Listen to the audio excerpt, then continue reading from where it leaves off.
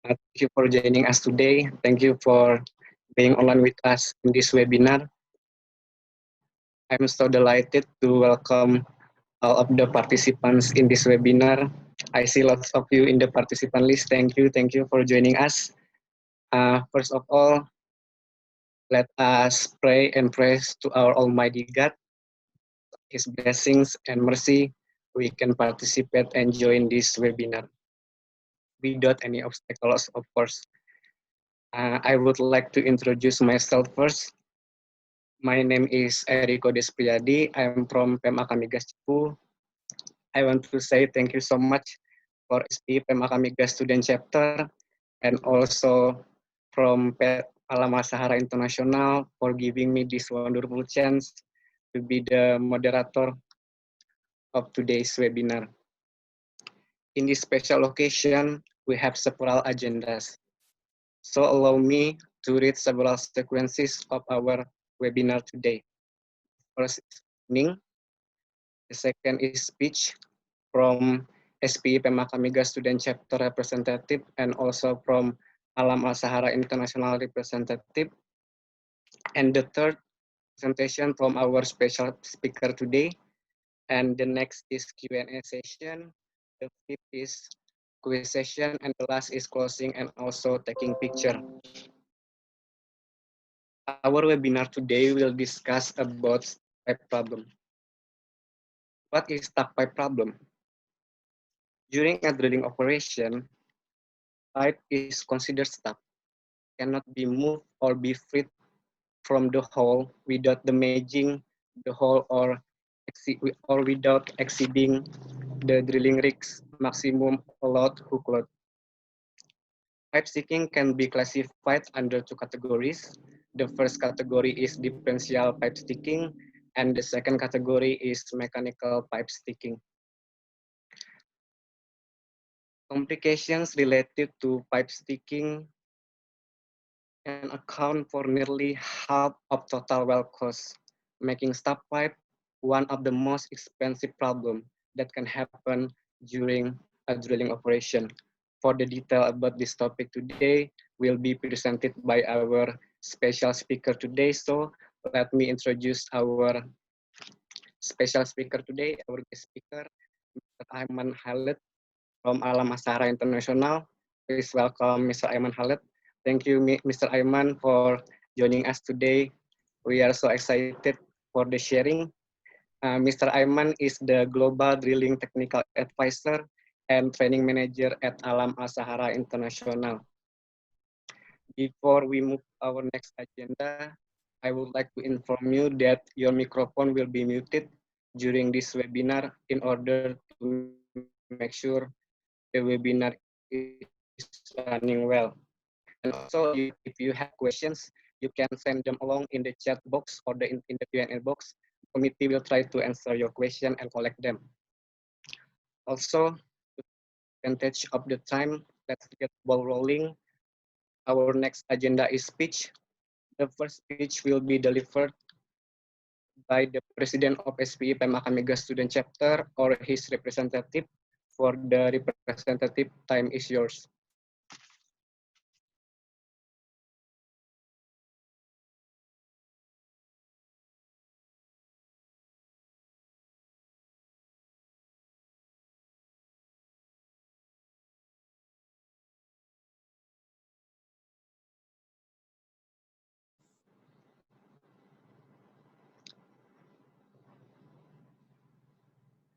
Arifin, can you turn on your mic because we cannot hear you?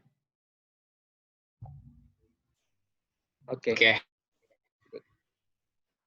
Oke, Assalamualaikum warahmatullahi wabarakatuh. The Honorable Mr. Ayman Khalid, Ms. Raisa, PT Alam Al-Sahara International, and all the participants this webinar. First of all, let us thanks to the Almighty God who has given us mercy and bless, so we can gather here in this webinar in good condition. My name is Arifin Caniago as Vice President of SPI PEM Akamiga Student Chapter. I would like to say thanks to PT Alam Al-Sahara Indonesia for this great opportunity to hold this webinar. And also thanks to all my friends from SPE Pemakamiga Student Chapter and all participants in this webinar. A very big welcome to you all, and I hope you can enjoy this webinar and get the benefits from this event.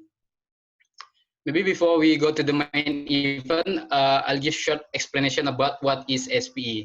So SPE, or Society of Petroleum Engineer, is an international organization serving professional in the upstream segment of the oil and gas industry. And we are, student chapter is a part of SPE in a university level. There are so much student chapter around the world. And for our SPE, SPE Pemakamigas was established on 15 October 2017. And we are registered in SPE Java section and SPE Asia Pacific region.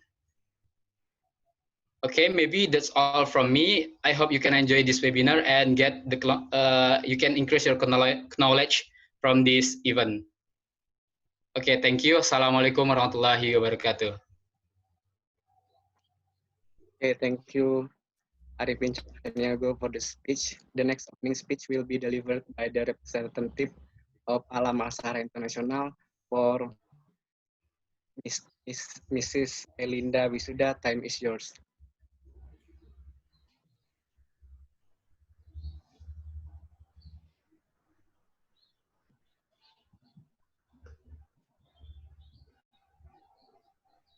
Okay, thank you for the time.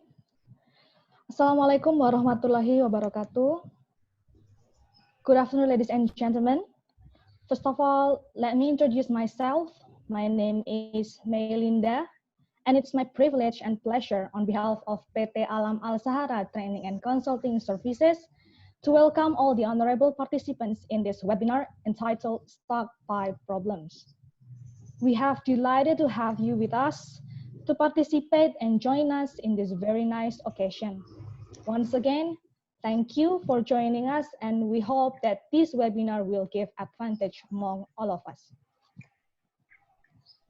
Ladies and gentlemen, before going to our presentation about the institution, we would like to deliver the greeting from the CEO of Alam Al-Sahara. Assalamualaikum warahmatullahi wabarakatuh. We would like to convey our gratitude and thankfulness to all those who have given dedication, time, and continuous effort to develop our vision and mission to become a company based on education and oriented to develop human resources. We are committed to continue to contribute to help government programs to improve the expertise, skills, and abilities of the oil and gas community, especially the younger generation who will be the backbone of the country going forward. Congratulations and success. God bless you. Wassalamualaikum warahmatullahi wabarakatuh. Dr. Adel Abdel Aziz. Ladies and gentlemen, PT Alam Al-Sahara, PT Alam Al-Sahara is a training and consulting services that was established in 2016 with a head office in Saudi Arabia and branch offices in various countries such as Bahrain, Egypt, and Indonesia. PT Alam Al-Sahara Indonesia is an accredited professional training company providing high-quality training for oil and gas industry in all aspects related to technical, QHSE, and management. Our highly professional subject matter experts can deliver a variety of courses, including well control courses, all HSE courses, and mechanical and hydraulic courses. PT Alam Al-Sahara Indonesia is also in cooperation with Eton University, which is an American institution of higher education located and legalized in state of Delaware, USA, and provides PT's accredited programs for both bachelor and master degrees. Eton University presents a distinguished syllabus that can be followed in variety of ways, as we allow distance learning as well as classroom-based session in our premises throughout the year. As an international training and consulting services, we are accredited by international accreditation organizations such as IADC Wellshop, IWCF, NEBOSH, IOSH, HIFIL, HSI, LIA, and of course ISO. And our company is also the biggest training courses company in all over the world, certified by IADC DIT. PT Alam Al Sahara has partnership with some foreign universities such as SAS Al Khobar Training Center, Eton University, University of Bolton, West English Services, Online Services, ACK, and ITC Tunisia. Since the establishment of the company, we have given our best services to many multinational oil and gas companies such as Saudi Aramco, Rawabi Oil and Gas, Sigma, Saraco, Slumberger, Scomi, Oil Tools, Apexindo, ConocoPhillips, El Nusa, Halliburton, Medco Energy, Pertamina, and so on. Well, ladies and gentlemen, if you want to know more about us, please do not hesitate to contact us by contacting the contact as shown in the presentation. We are always ready to give you our best services. Well, ladies and gentlemen, last but not least, thank you for your kind attention and stay healthy. Wassalamualaikum warahmatullahi wabarakatuh.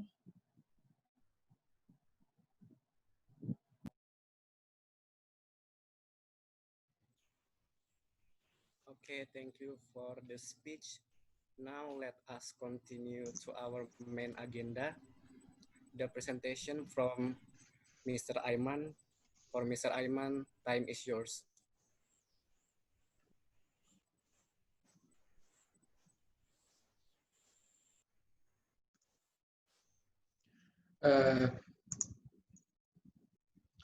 السلام عليكم ورحمة الله وبركاته.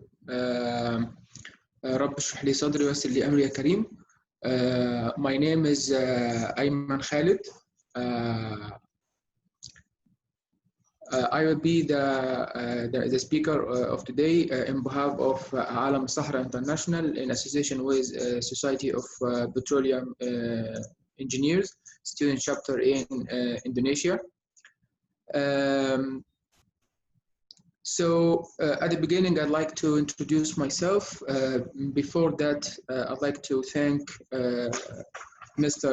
Eriko, Mr. Irvin for the nice introduction. Also, Mrs. Milding about her introduction. Thanks again for allowing me to participate in this event.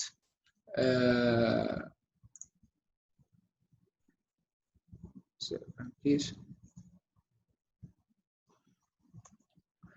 To allow me to participate in this event. Actually, SPE is one of the important associations in oil and gas field, and they have a very clear fingerprint in spreading the knowledge of oil and gas around the world. My name is Ayman Khalid. I'm a petroleum engineer with over 17 years of experience in oil industry. After graduation, I have joined my first job as measurement and logging wire drilling engineer, then as a directional driller supervisor, drilling advisor, and finally as a training manager. Since the graduation, I have participated in different public events in oil and gas in the Middle East, especially with SPE International. As a technical instructor, I had a great chance to teach a variety of backgrounds, ages, qualifications, and experiences in different areas. I have taught in geology, drilling, production technologies, and sometimes in safety. I used to teach for different customers in Saudi Arabia and worldwide. My main customer are Saudi Aramco, KGO in Saudi Arabia, KOC in Kuwait, in Abu Dhabi, ADNOC, ADMA, and internationally for Schlumberger, Halliburton, Baker Hughes, and British Petroleum in Iraq. For stuck pipe problem, I have conducted many courses to the various drilling contractors globally, such as Sinopec, Saipem, ADC, Egyptian Drilling Company, and others. In 2017, I have joined the Alam Sahara founding board and get the entity established for the first time on 23rd of February 2017 in Egypt. I have joined Alam Sahara first as a technical training advisor, after that as an international accreditation relation coordinator and manager, and finally as a training manager, okay, for all Alam Sahara branches. Why we are here today? This is a question, okay, maybe come to your mind, why we are here today. Actually, one of the values that oil field extremely pay attention to the employee who are considered to be internal customer in this field. All prestigious companies put the employee's competency in the top of the company's value. Competency is one of the reasons we are here today. Competency is the thing or the measure used by the company top management to make sure that the people can do their work efficiently. Competency leans on 4 principles to increase individual productivity by developing him a long career path.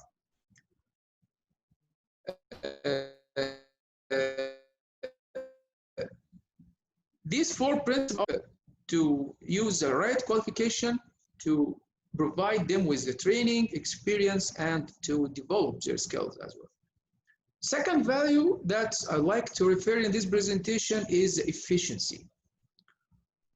And actually to all of my colleagues and the future engineers, from my own experience as a petroleum engineer and lecturer, you must always be keen to do all of your tasks with high efficiency. From the beginning, human always intend to enhance his performance, to have more efficient workers and better products or services. In engineering culture, these are 4 measures to achieve the efficiency. What is these 4? They are safety, they are quality, time, and cost. In the oil field and our event today, we are here to discuss one of the topics which affect the well operation efficiency in the manner of safety, cost, time, and quality, which is stuck pipe problem. And finally, this is our beliefs in Alam Sahara. This is also our values toward our customer, that our customer have the right to have a quality in training to increase their job competencies, which will impact, of course, on their work efficiency. This is why we contribute to this event with SPE student chapter in Indonesia. So I'm going now to start my presentation. I'm going to share the presentation.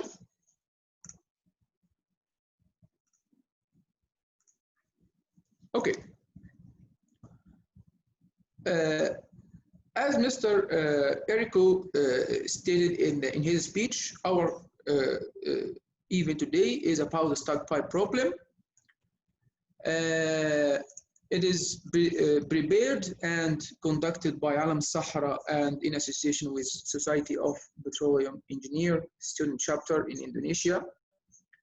The subject actually we are going to discuss today is stuck pipe problem, but I need everybody know how the stuck pipe has an impact on drilling operation in oil and gas well.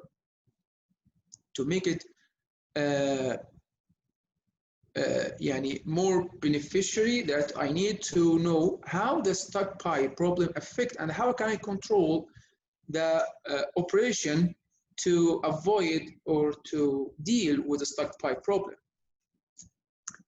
So before I start the outline of this presentation, I'd like to share with you first, what is the objective from the presentation?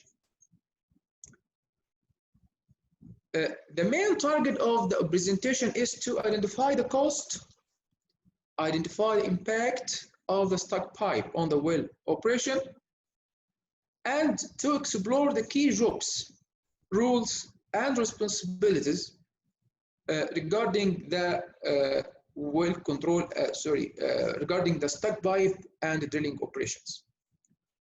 We need to recognize the stuck pipe causes.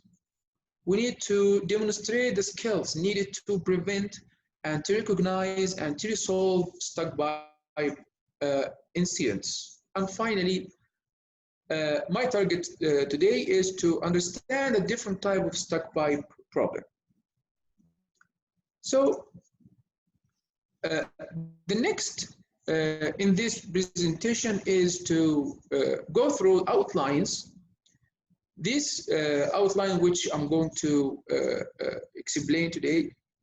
Number one, to understand the impact of the stuck pipe, I have to briefly explain what I mean with non-productive time. After that, we are going to define stuck pipe problem and to list the stuck pipe types.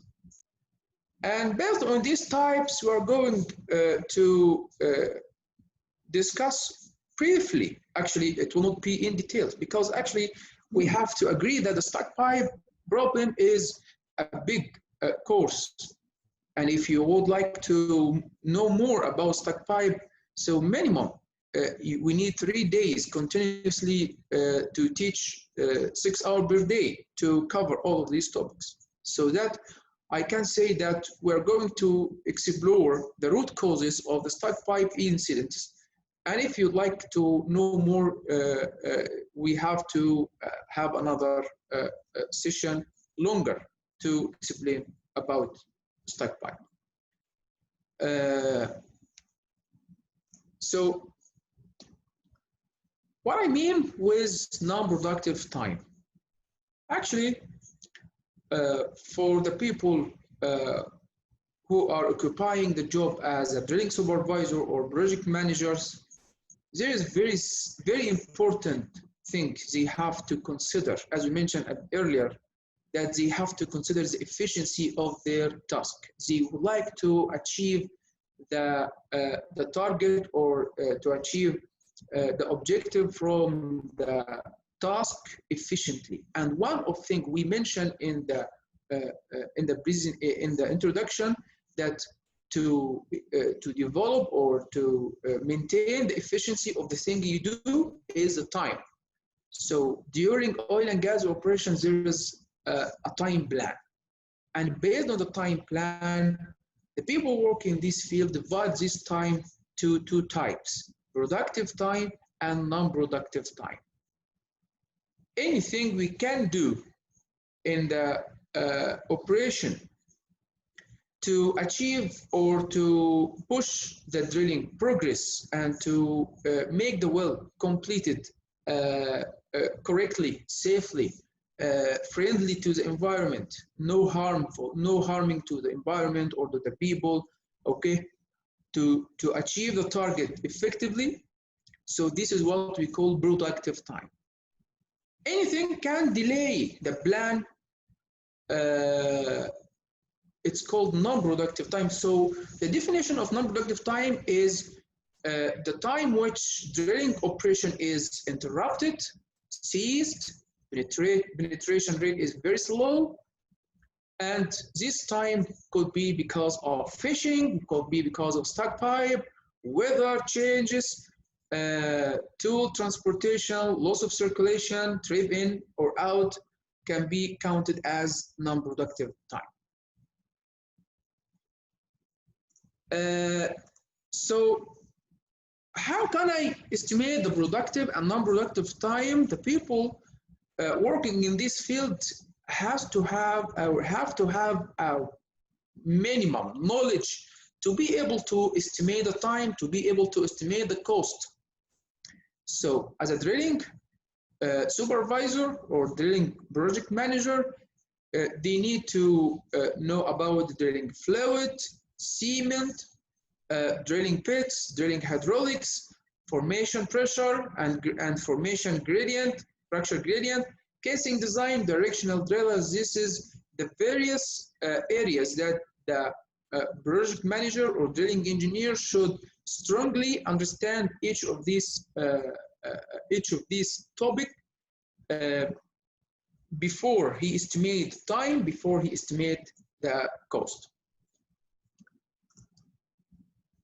If we go through the flow paths of drilling design and operation, always we have to a team who are ready and qualified expert to make a development for the project, starting with data collection, starting with estimate the pore pressure with previous studies or whatever, fracture gradient or fracture pressure, as we will see later in this presentation. This is the main keywords in the oil field: pore pressure and fracture pressure.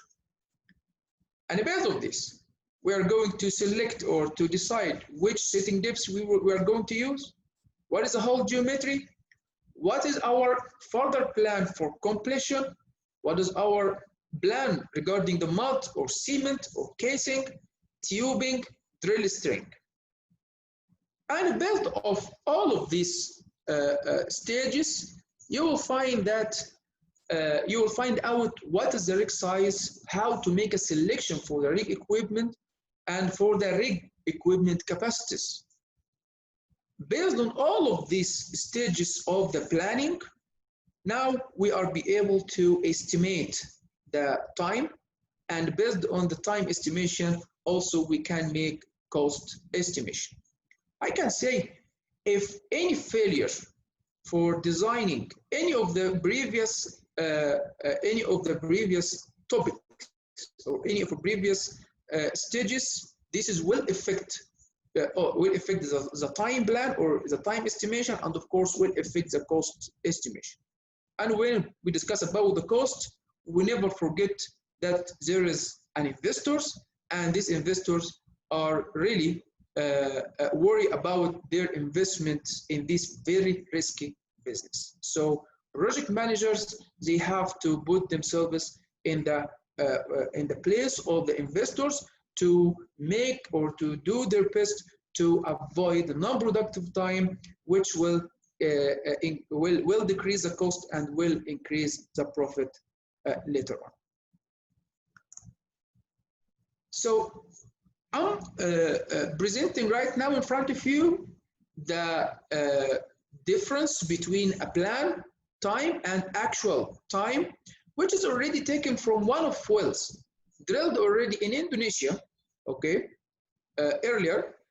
And I'd like to just to show you how much the difference between the plan and actual because of non-productive time.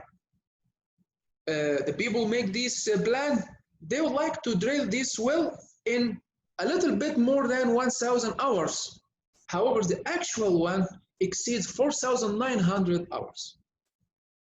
Big difference because of lack of the design, okay?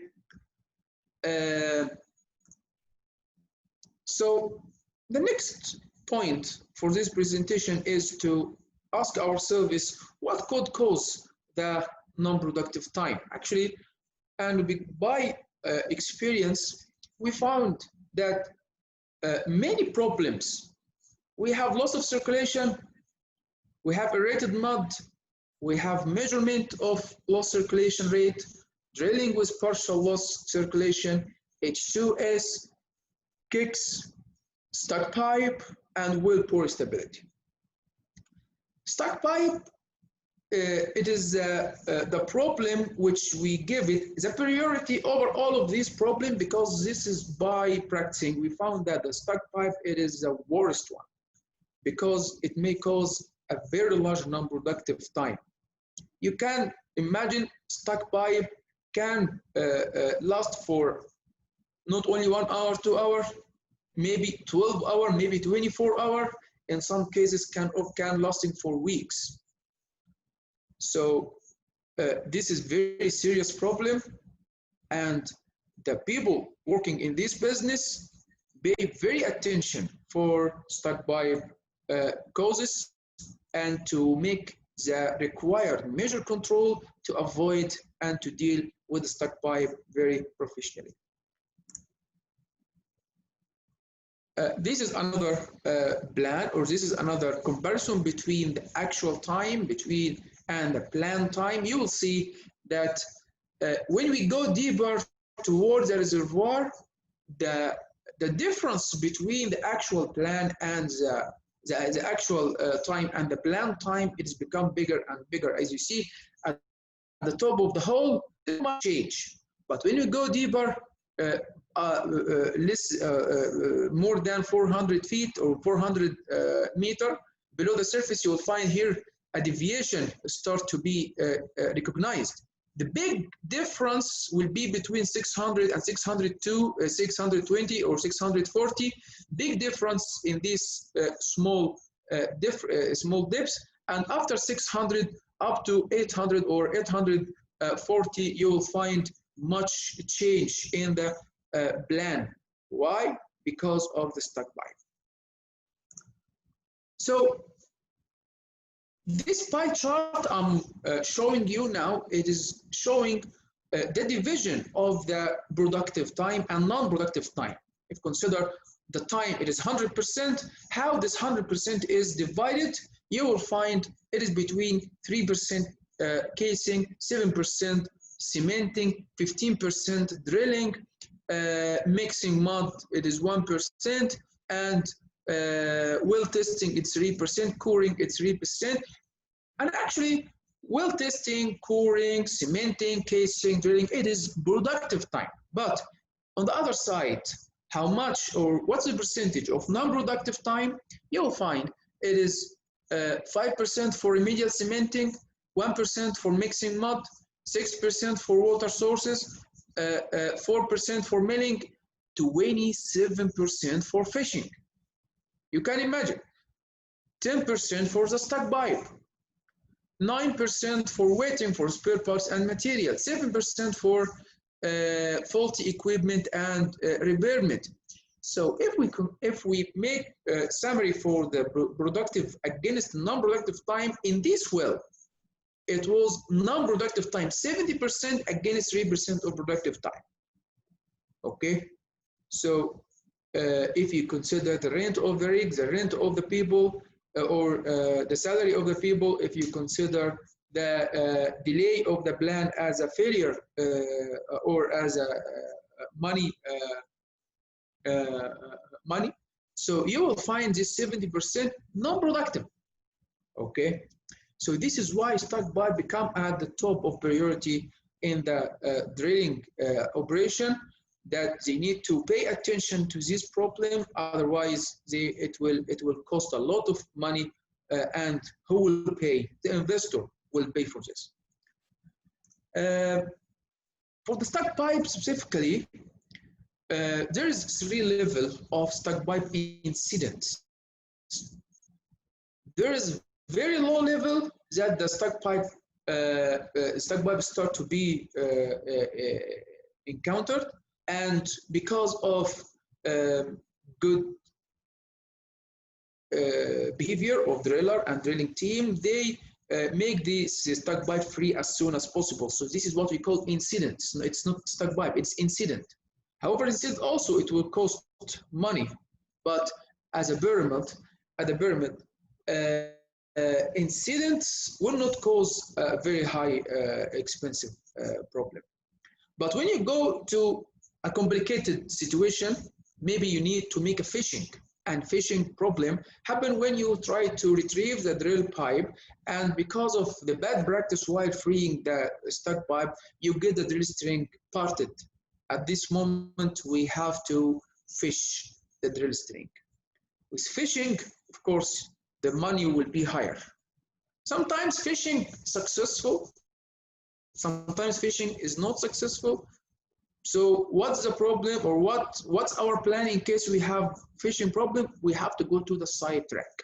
Sidetrack means I have to pump a cement block, and after some time I have to drill and to make sidetrack away from the original path. This sidetrack, it will increase the cost required very much. So if you go like a pyramid, if you check the pyramid shape here, incident it's very low cost, fishing it is medium, sidetrack it is the highest one. Okay, so what would make the stuck pipe complicated between incident to sidetrack? Okay, so maybe because of lack of knowledge, lack of training, lack of experience. Actually, we can say it is lack of the people competency. This is why we keep to increase the individual competency by doing the training, by giving the qualification, the proper qualification, use the proper qualification to avoid this impact.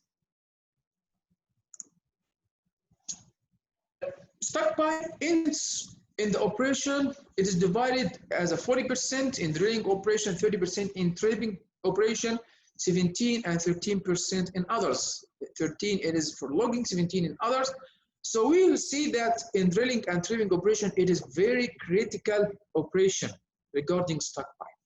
This is why we pay the highest attention while drilling operation, okay, to avoid the stuck pipe. So, what I mean with stuck pipe, when the normal operation of drilling or any of operation we mentioned earlier, the operation is interrupted for 1 hour or more because of inability to retrieve the drill pipe, okay, string from out of the hole. Sometimes you will hear the stuck pipe, and in other cases, pipe sticking. What is the difference between pipe sticking or stuck pipe? So if I go previously, we discussed about the stuck pipe incident and stuck pipe problem. It is the same difference. Stuck pipe incident, that stuck pipe or pipe, it's just in the stage of being incident. It is the drill string is intended to be stuck, but actually because of the quick reaction from the drilling crew, they get free before getting complicated. So it has become pipe sticking or incident. It's not considered to be stuck. But after some time, if you wait, for example, for further instructions, okay, if you didn't, as a driller, for example, if driller didn't take the proper action for any reason, because he waited for instruction, because he confused, because whatever, okay, waiting time here, it will convert the stuck pipe from incident to be an actual problem. It's become stuck pipe. This is the difference. Pipe sticking, it is not stuck yet, but stuck pipe, we can say that the pipe is become stuck after our trial of retrieving the drill string from the sticking getting failed. I can say it is now become stuck. Okay.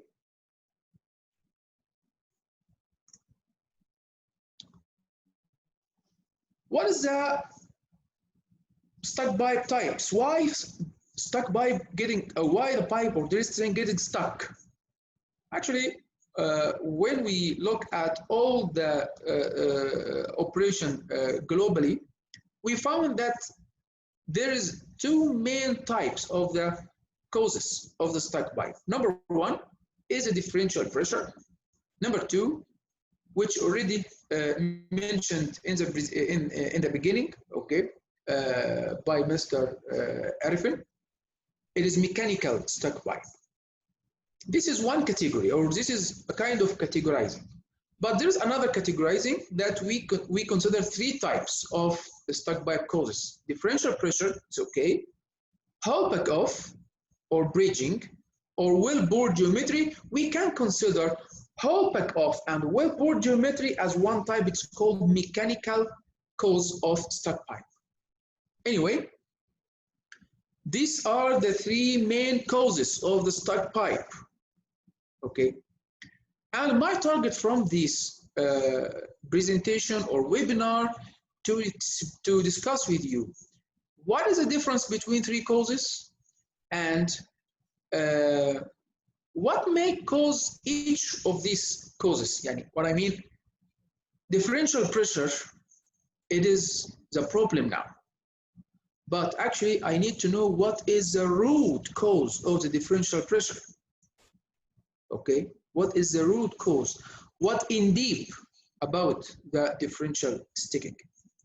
What in deep, what is the root cause of the hole pack-off? What in deep to cause well-bore geometry stuck pipe? So first, I'd like to explain very briefly what is the difference between these three causes: differential pressure, well-bore geometry, and hole pack-off. Differential pressure or pipe sticking happens when we have a great change of differential of a great change between two different forces. What is these two forces? One force, it is come from the borehole itself, it's called hydrostatic pressure. Another force, it is in different way or in different direction, which is come from the formation. It's called bore pressure or formation pressure. Always when we deal at the bottom of the hole, we have always to remember that we have an environment. There is two kinds of forces coming in front of each other. One is called hydrostatic force, one is called formation pressure or formation force. Okay, so simply, if one of these forces getting higher, okay, undesirable higher pressure from one side to another, this will cause a problem. What I mean undesirable higher pressure, because always we have to have a differential pressure, but the differential pressure has a limit. If you exceed this limit, you will have a stuck pipe. If you decrease this limit, you will have a well control issue. So, and our presentation today is to discuss what is the correct margin we have to have, okay, between these two forces. For the hole pack-off or bridging, it means that the well get plugged by solids or plugged by the cutting settlement or caving, dropped from the formation in the borehole, fill the hole. And when the hole is filled and the drill string already in place inside the borehole, okay, how will we retrieve the drill string if the hole is already filled with the cutting or caving or sloughs? Okay, so this is what we call hole pack-off or bridge. Sometimes you will ask, what is the difference between hole pack-off and bridge? So simply, the hole pack-off means that when you have the hole plugged with the solids, when the pipe it is inside the hole, it's called hole pack-off. But when you have the hole plugged with the solids or cutting, when the drill string is not in hole, okay, or you have this wild trip into the hole, it is called bridge. This is the difference between hole pack-off and bridge. Because of the well-bore geometry, shape of the well flow or well path may also cause a sticking or stuck pipe. Because of the change in the shape of the well bore, cause the movement of the string to be embedded. If the makeup of the pitch is changed, a similar effect can occur. Sticking can occur when string is moved up or down because of some, we can say, change in the well-bore geometry. We have many types of shape change: ledges, key seats, dog legs, squeezing salts, and breakouts are means by which hole shape can change.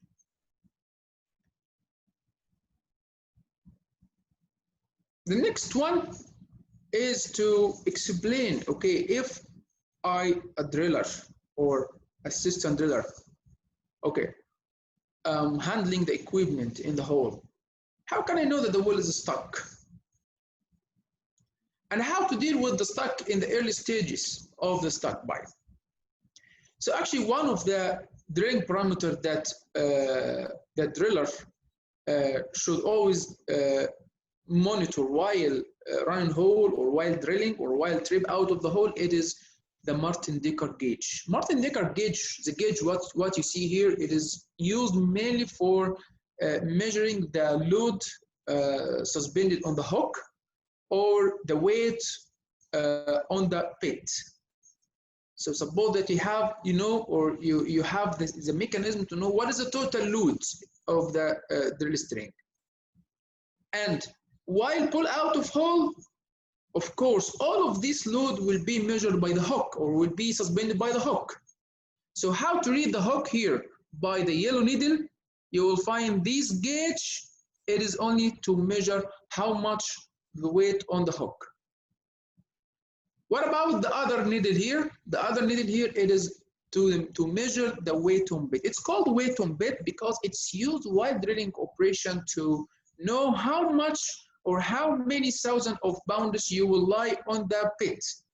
This is a very important parameter to penetrate the formation and to slide the formation in case you would like to have a deviation in the well. So I have weight on bit, I have hook load. Also weight on bit is used while pull out of hole or tripping into the hole to indicate the what we call drag. Drag, it is a friction between the drill string and the formation. We suppose that if the well absolutely vertical and no problem for the stuck pipe, that the weight on bit is supposed to be 0. But if you run a hole in absolute vertical well and you have a weight on bit indication, the weight on bit indication here, it says take care, you have drag. You have drag. So this black needle, it is mainly to measure how much drag you have while pull out of hole or while tripping into the hole. So on the left side of the slide, you will find here that you can say it is a scale that you have to follow while drilling. This scale, it is only for the hook load. So on the hook load, you have to read here always free rotating weight, and the free rotating weight, it's called free rotating weight either when you pull out of hole or when you drill into the formation. It's free rotating weight. When you rotate the drill pipe and no any drag and no any weight on pit, this is you can say it is a threshold. Okay. When you pull out of hole, I have to apply some tension to pull the drill string out of the hole. This tension will cause a drag, and actually this drag is calculated by the drilling crew. This calculated what we call it normal pickup weight. On the other side, when you run in hole or when you trip into the hole, it is called normal sit down weight. So this is normal sit down weight, especially for the deviated well when the drill string it is relied on the low side of the drill of the well. The normal set weight, it is calculated and it is expected. Why we have to calculate the normal pickup weight or normal sit down weight? Because if you exceed one of these values while pull out of hole to the over pull or to sit down on the other side, it means you get sticking. Here it is not stuck yet, it is sticking. Okay. Over pulling encountered means that you already have sticking. What should I do? There is a limitation of the rig equipment hoisting system that you can apply tension between the overpull and the overpull limit. Overpull limit, it is one of the capacities of the rig, you have to understand, okay? Like rated working pressure of the BOP, or rated working pressure of the manifolds or valves. Also, we have to know what is the overpulling limit of the rig to avoid parting the drill pipe. Okay.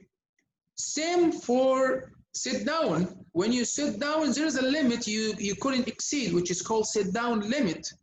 And you can imagine what will happen if you exceed sit down limit on the drill string. Sit down limit, if we exceed it, we will have the drill pipe rupture. So parting when you apply very high tension, rupture when you apply very high sit down forces. If you exceed overpulling limits or sit down limit while tripping out of the hole, it means that you have to stop your trial to retrieve the drill string getting failed, and now we come into stuck pipe. With the stuck pipe, we have to plan for fishing problem or for fishing job or whatever if we go with the side track later. This is what I mean with the right indicator or weight indicator to know if we get stuck or not yet. So let's imagine a situation that we have already differential sticking. Okay, I need to know why we have this sticking. And as I told you, everything happened in your life and in your career and in the rig site and everywhere has a root cause.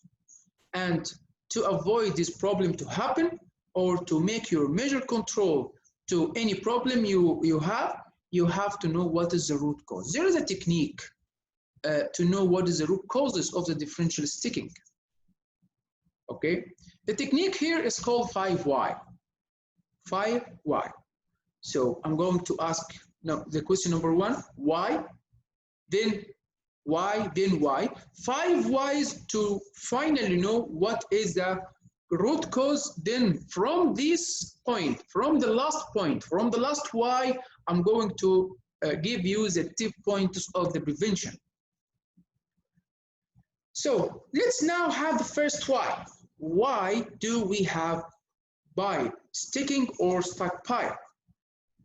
So I can say we have a stuck pipe because of the differential pressure. This is the first question, and this is my first answer. Differential pressure defines how much difference between hydrostatic and the formation pressure.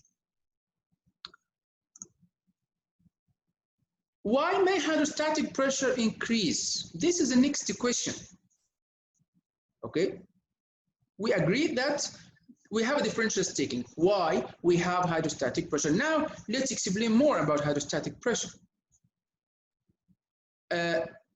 Hydrostatic pressure, it is a pressure exerted by a column of fluid at rest. Column of fluid, I mean here drilling fluid, either this drilling fluid is water bismuth, air fluid or gases, nitrogen even, or oil bismuth, whatever. Any column of fluid, it exerts a kind of force which is called gravitational force. This gravitational force will exert a hydrostatic pressure.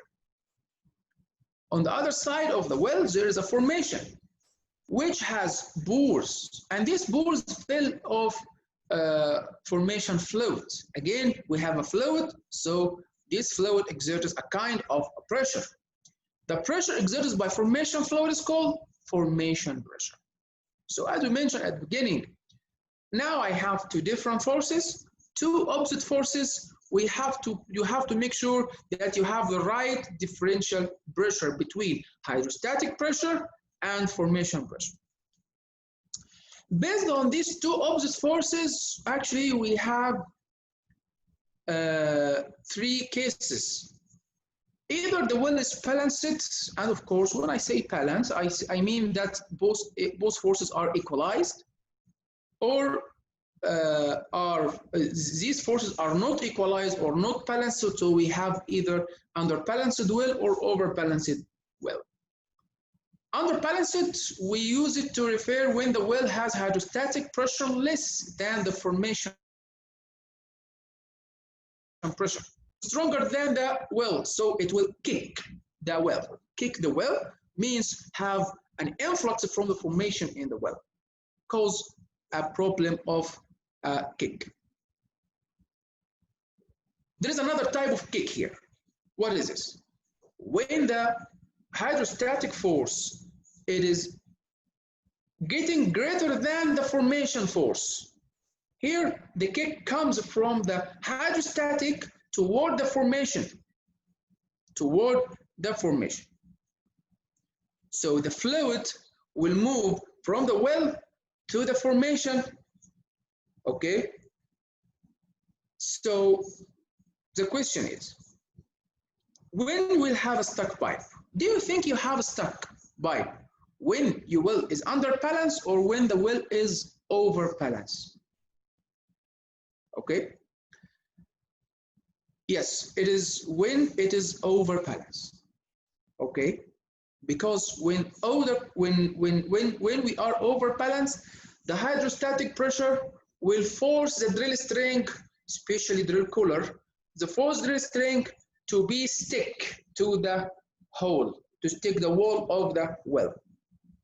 But the question, do you think all well types should has a sticking when you have hydrostatic pressure over the formation pressure, or in the other word, I can say, do you think I have to be balanced always to avoid differential sticking? Actually, the answer here is very critical. Let me ask one more question. What is the correct position for me? To be in balanced position, or to be under balanced position, or to be over balanced position? Okay, in conventional drilling operation, the right position for us is to be over balanced. Yes, over balance, not balance. Okay, however, over balance has risk to be stuck pipe. But why we have over balance? Because actually, when we plan for conventional drilling operation, we evaluate the risk. We have risk of the well control, we have the risk of the stuck pipe, which is risky, you can say. Okay, stuck pipe, no, stuck pipe, it is risky, but well control is much risky. Why? Because in case of we have an incident of well control, the risk of the blowout getting very big. But for stuck pipe, however, it is very costly, but still we can control the well. So to avoid or to control the well, or to prevent the blowout of the well, I prefer to be over balanced. Okay, so in conventional drilling operations, the right position for us is to be over balanced. Means that I have to always add a safety margin to the formation pressure. So you have to make your anticipation for the formation pressure, adding a reasonable, here's the word. I have to add a reasonable safety margin over the hydrostatic pressure to avoid the well control and also to avoid the stuck pipe. Okay. What kind of formation will cause stuck pipe? What kind of formation I mean? If the formation porous, okay, so all the formation could be porous, even permeable formation or not impermeable formation. But actually, stuck pipe increase the potential of the stuck pipe happen when you have a permeable formation. So the differential sticking happens when you have a pore pressure in a permeable formation is much less than hydrostatic pressure of the mud column. Okay. So why permeability is important? Because if I have big difference between hydrostatic pressure, or if I have a traffic, but the traffic or the vehicle that you have is not be able to penetrate. So what is the importance of the differential pressure? Okay, so to have a differential sticking, I have two conditions. Number one, I have to have a hydrostatic pressure much over than the formation pressure, and in the same time, formation should be permeable enough to allow the formation fluid to the drilling fluid to come through the wall of the well and to invade the formation. As in the contact area, second reason for differential sticking, that when you have a drill string, it is stick into the drill, into the formation, always there is another reason, which is the contact force between the drill steel or the drill pipe and the formation, especially if you use a kind of material here which is called creepy material. What's a creepy material? I mean the wall cake or the mud. It is creepy, okay? So the conditions for the differential sticking comes when you discuss about the permeable formation. Pipe is not moving, okay? Why pipe could be static? Static because maybe you have to have a survey. Maybe we have to have we have to connect or to make up another joint, okay? We have a string in contact, we have a thick wall cake, we have also overbalanced mud weight.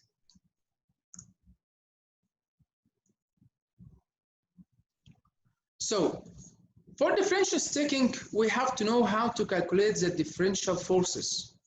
Differential forces exerted by the difference between hydrostatic pressure and the formation pressure.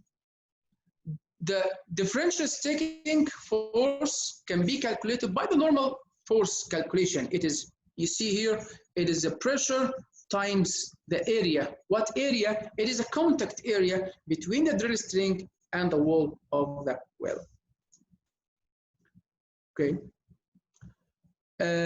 So how can I find the contact area? The contact area, if you assume in this case that we have 3-inch wall cake, and we have one joint have a length of 30 foot, and one foot has 12 inch, so the total area will be 3 times 12 inch in 1 foot times 30 foot in one joint or one pipe. It's equal 1080 square inch. The overbalance, it is 2200 psi.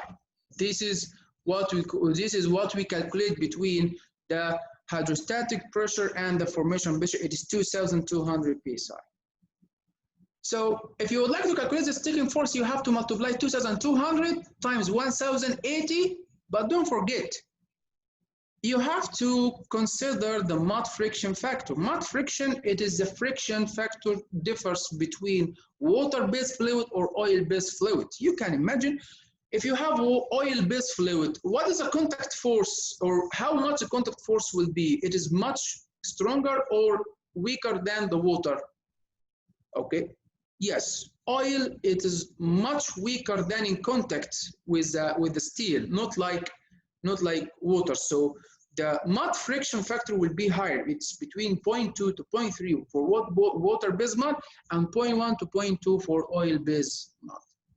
So sticking force here, it's equal to 2002 times 1080 times 0.2, it's equal 475,200 pounds. This is the sticking forces, and this is what you need to apply by tension or by the drill string, by drill equipment to get your drill string free. Of course, the situation becomes more complicated if you have longer string, not only 30 feet here. If you have 100 feet, you can imagine what happens. If you have bigger contact force, you can imagine. If you have higher overbalance, you can imagine. So I have here three factors: the contact area, the length of the drill string which is stuck or which is sticking to the wall of the well, the differential pressure, okay, in addition to the type of the well and the type of the mud solids, okay, the mud solids. This is why one of the technique to free the sticking force, you have to have a spotting fluid. It is always ready in the drill in the rig site. This spotting fluid has a contact force greater than the contact force between the mud and the steel. When you pump the spotting fluid, it comes between the drill pipe or the drill cooler and the wall of the well, and the fluid has a greater contact force, which will allow the sticking to be free. What we mentioned is spotting fluid. The behavior of the wall kick can increase the required amount of freeing force as time passes. Initial sticking minimal contact force, wall kick creep increase the contact area. Okay, so here in this slide we have to review where I have to calculate the differential pressure, calculate hydrostatic pressure, and formation gradient to find the differential pressure. This is an example. I can give you like 2 minutes for everybody to use this information again and to read the example and to find out what is hydrostatic, what is the differential sticking force. Okay, this is 2 minutes. Then I will continue with you.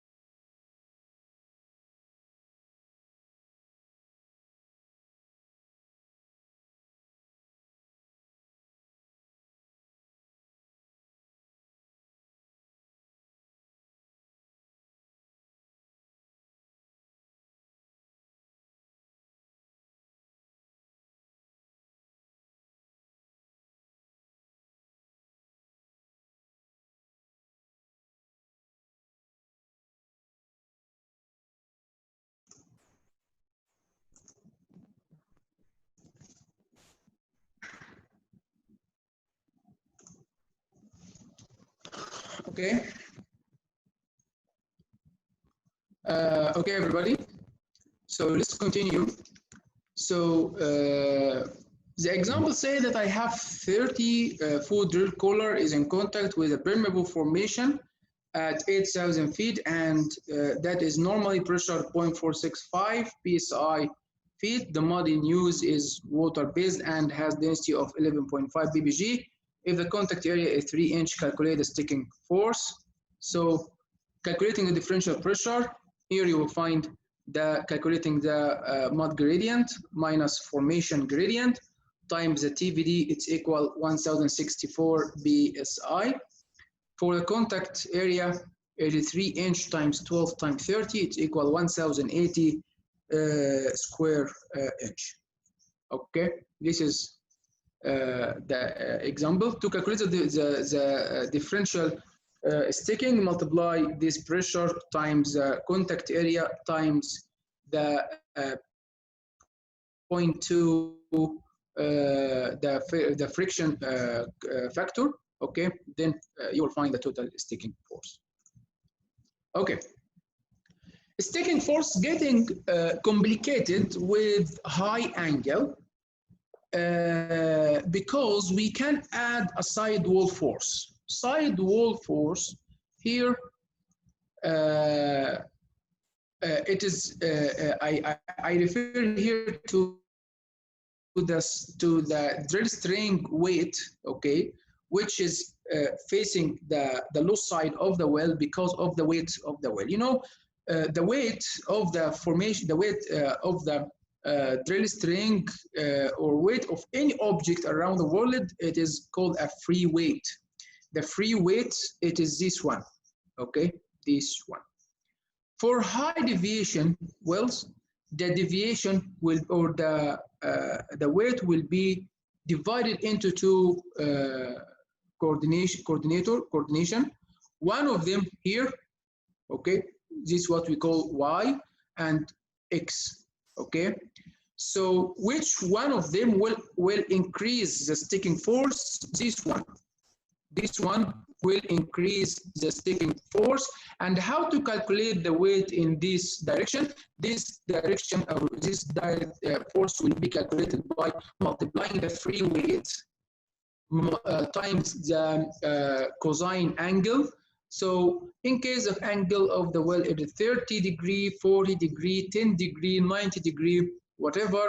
So we can use cosine angle. For absolute vertical well, which has cosine 0 equal 1, okay.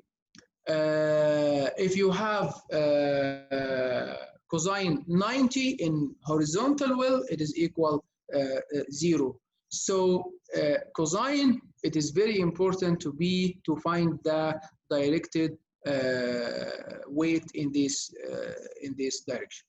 Okay, so adding this force to the differential sticking, we will find the difference. We will find the total sticking force.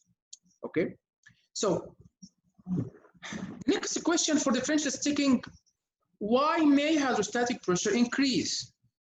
Okay, why may hydrostatic pressure increase? Because if you go through this calculation, you will find hydrostatic, it is affected by two factors: mud weight or mud density and the TVD. TVD increases while drilling because drilling new open hole, of course, will increase the column of the drill of the column of the well, which will cause also increase the hydrostatic pressure.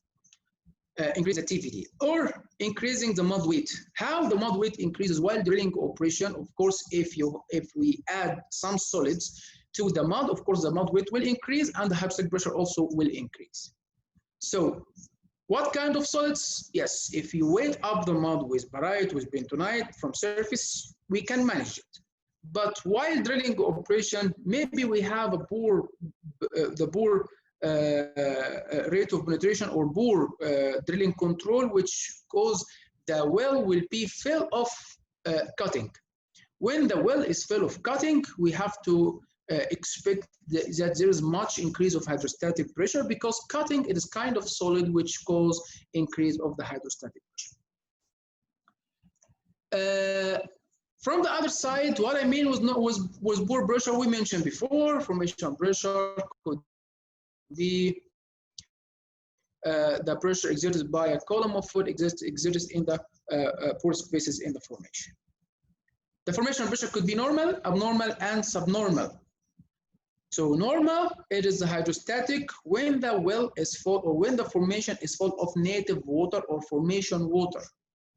You know, formation water, it is a specific type of water we consider has a specific density, which is equal 8.9 ppg. Okay, so if we guarantee that the well or the formation fill of this type of formation of the well, I can know what is the formation pressure, or this is what we call normal.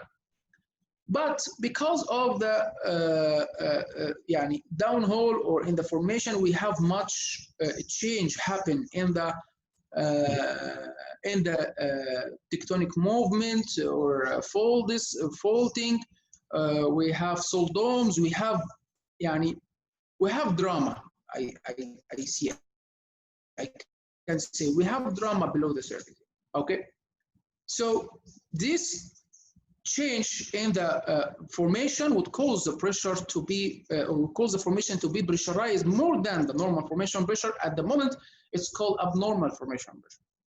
Sometimes you have the formation to be subnormal, okay? Like in normal faults, we have subnormal formation pressure, and this is not our main subject to discuss.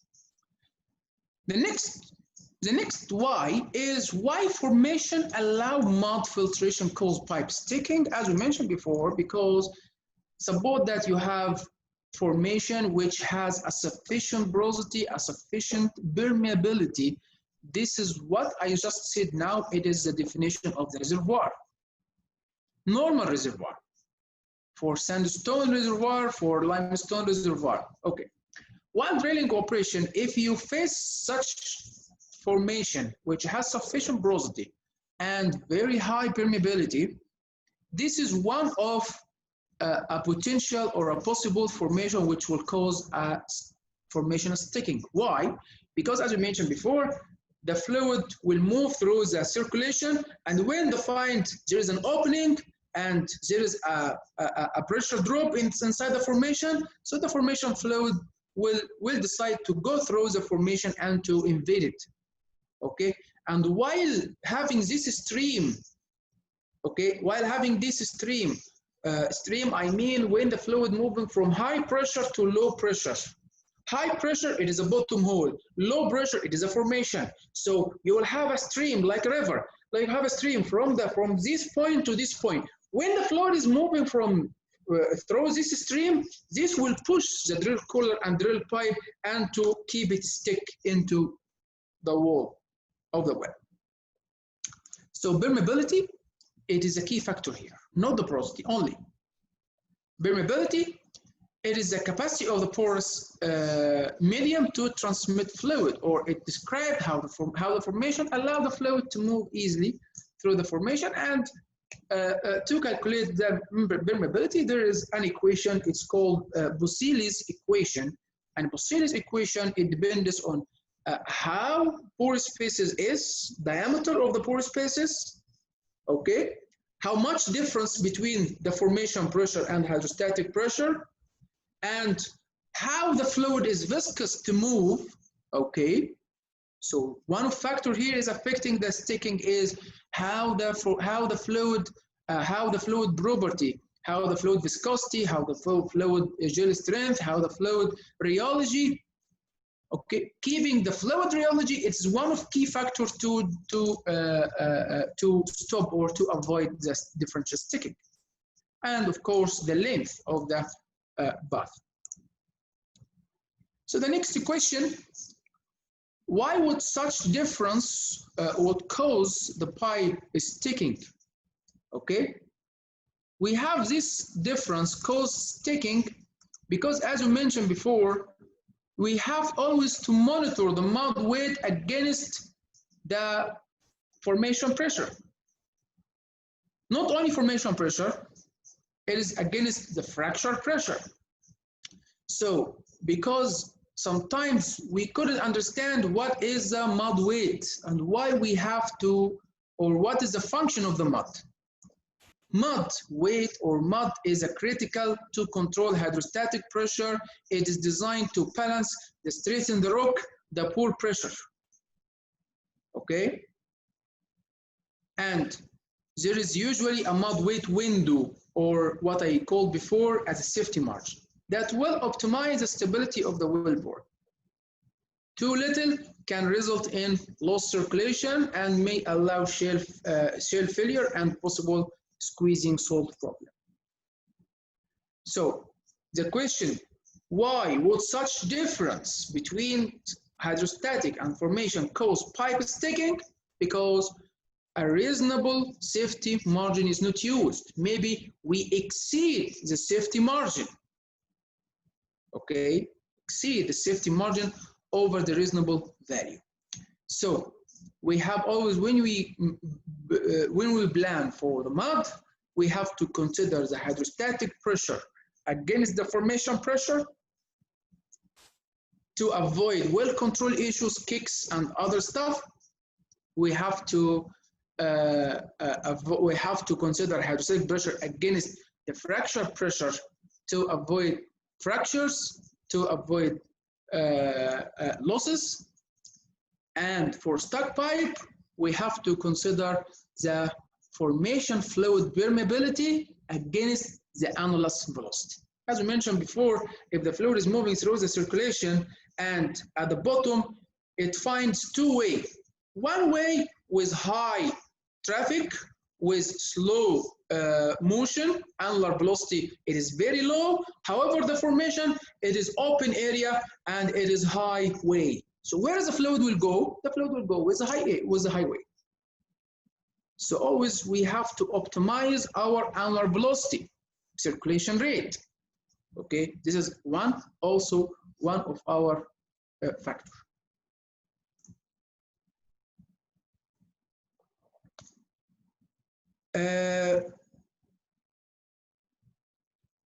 So we can summarize all problems in the world, considering that I have 4 factors: formation pressure, hydrostatic pressure, porosity, and permeability. From my experience, I can say, if you have formation pressure high against less hydrostatic pressure with high porosity, with high permeability, formation will kick. The well will control issue. If you have a high formation pressure with less hydrostatic pressure, with high porosity, with less permeability, formation couldn't kick, but formation can collapse, cause hole backup.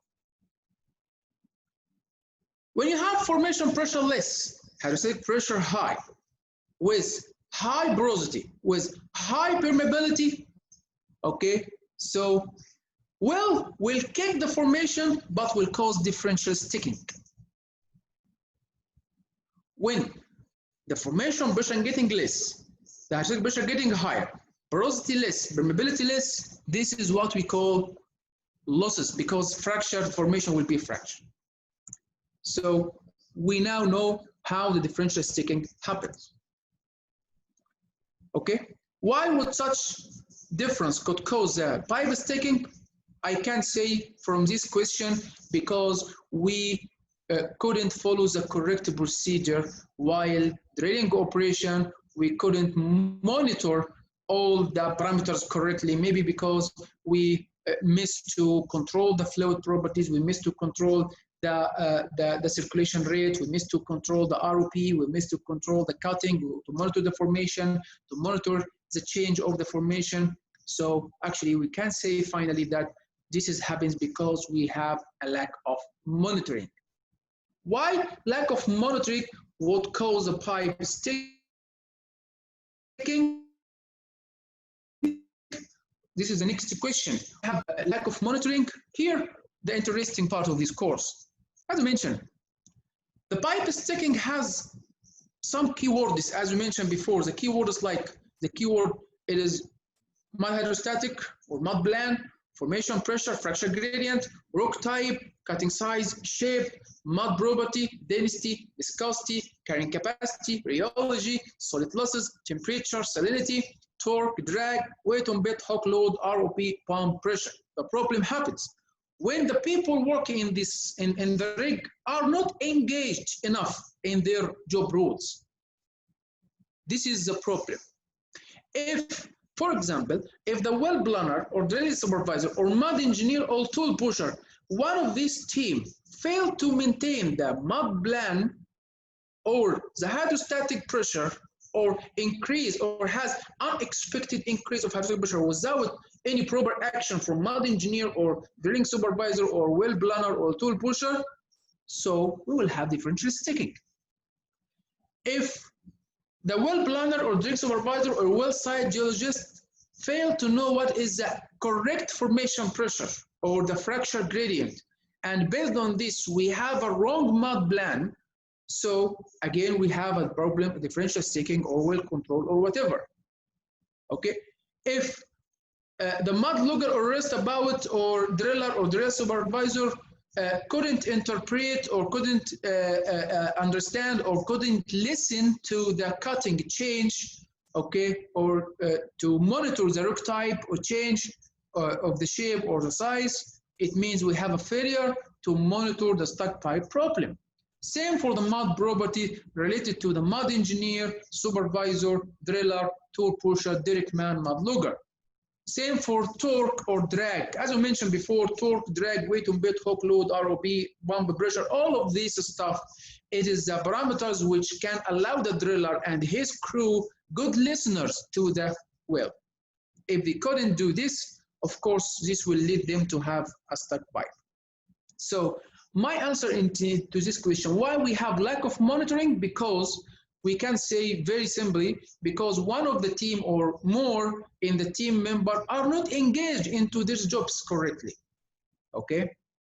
This is why I can say the preventing differential sticking or the bit points of the differential sticking, to prevent the differential sticking, we have to have a good handover, good team work, and always to be prepared, to be aware with the problem information, to have a spotting agent on board, to know how to apply free forces to stuck point, to torque and slam procedure, okay? And to minimize pipe static time, to keep the pipe moving while taking surveys or while suspension the operation, brainstorm, drill crew operation at hand, minimize PHA, and maximize the string movement, use undergauge stabilizer at PHA top, and so on. This is about the differential sticking. I'd like to stop for 5 minutes for break. I'd like to see your feedback through chat to tell me how you find the previous part. After 5 minutes, I'm going to continue for more explanation for the other type of the stuck pipe. Thank you for listening. Thank you for participating. Thank you for following live chat, live link in Facebook, and see you after the small break. Okay, thank you so much for Mr. Ayman sharing a lot with us today. And now we have our next agenda. Our next agenda is Q&A session. For the Q&A session, as I said before, you can type or you can send your question along on the chat box or the Q&A box. So our team will collect your question and give it to our speaker today, Mr. Ayman, and Mr. Ayman will read your question first and then answer your question. If you have answer about the question, you can type them also in the chat box so we can discuss about it together.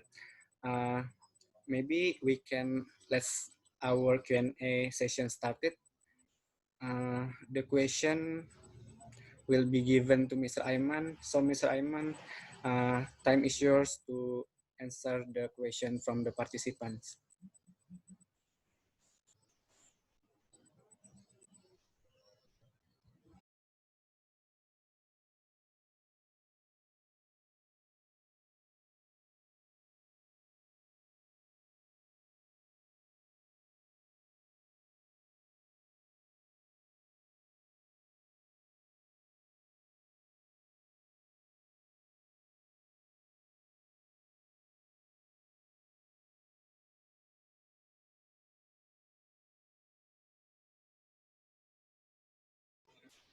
Okay. Okay, I'm sorry for the misunderstanding. We still have our materials that will be continued by our speaker today. This is only a break, so you can also take a break for this webinar. We are sorry for the problem. Thank you.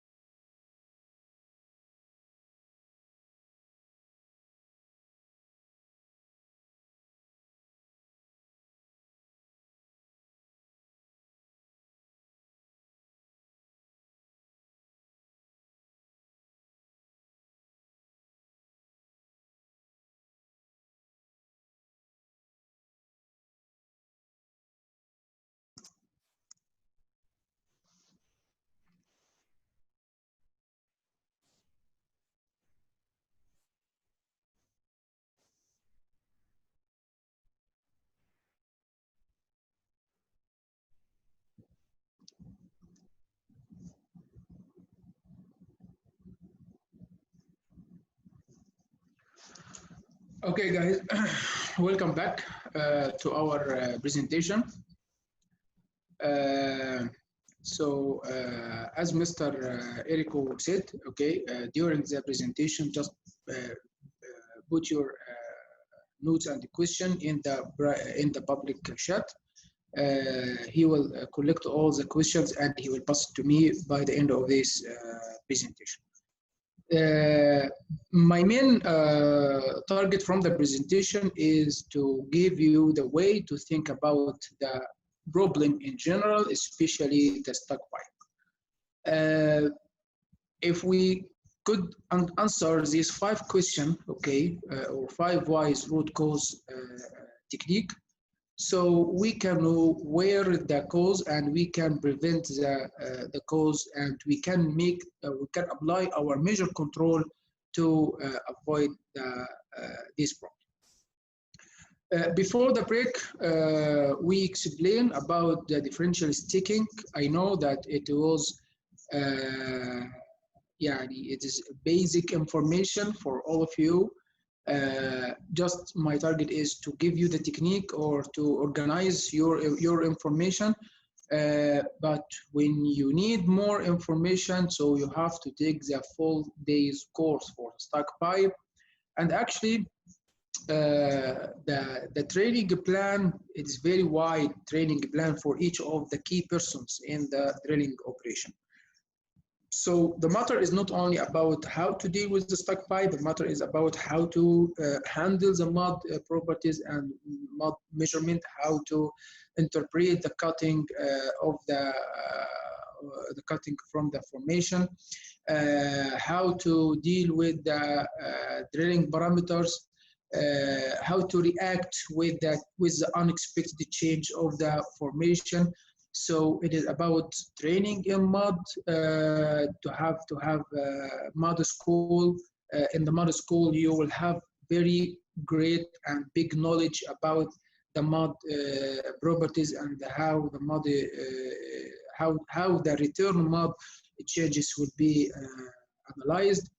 It is about the drilling practices, the bad and good practice of drilling. It is about well planning. It's about formation types. So it is various type of training, not only stack pipe. However, stack pipe, it is our core of today.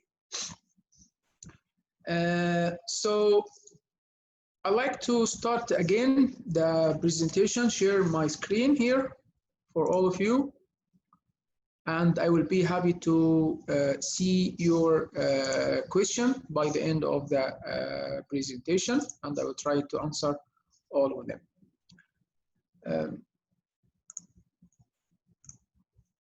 So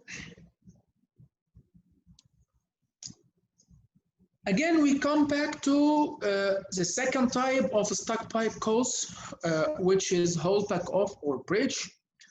And I'm going to explain more about the stack pipe of the hole pack off or bridge, using also the same technique, which is 5 whys. So let's imagine scenario. I have stack pipe, and I ask myself the question, why we have a stack pipe? So the answer is, I have stack pipe because I have hole pack off or bridge. This is my first answer. Next one. So explain to me more about what difference between hole pack off and bridge.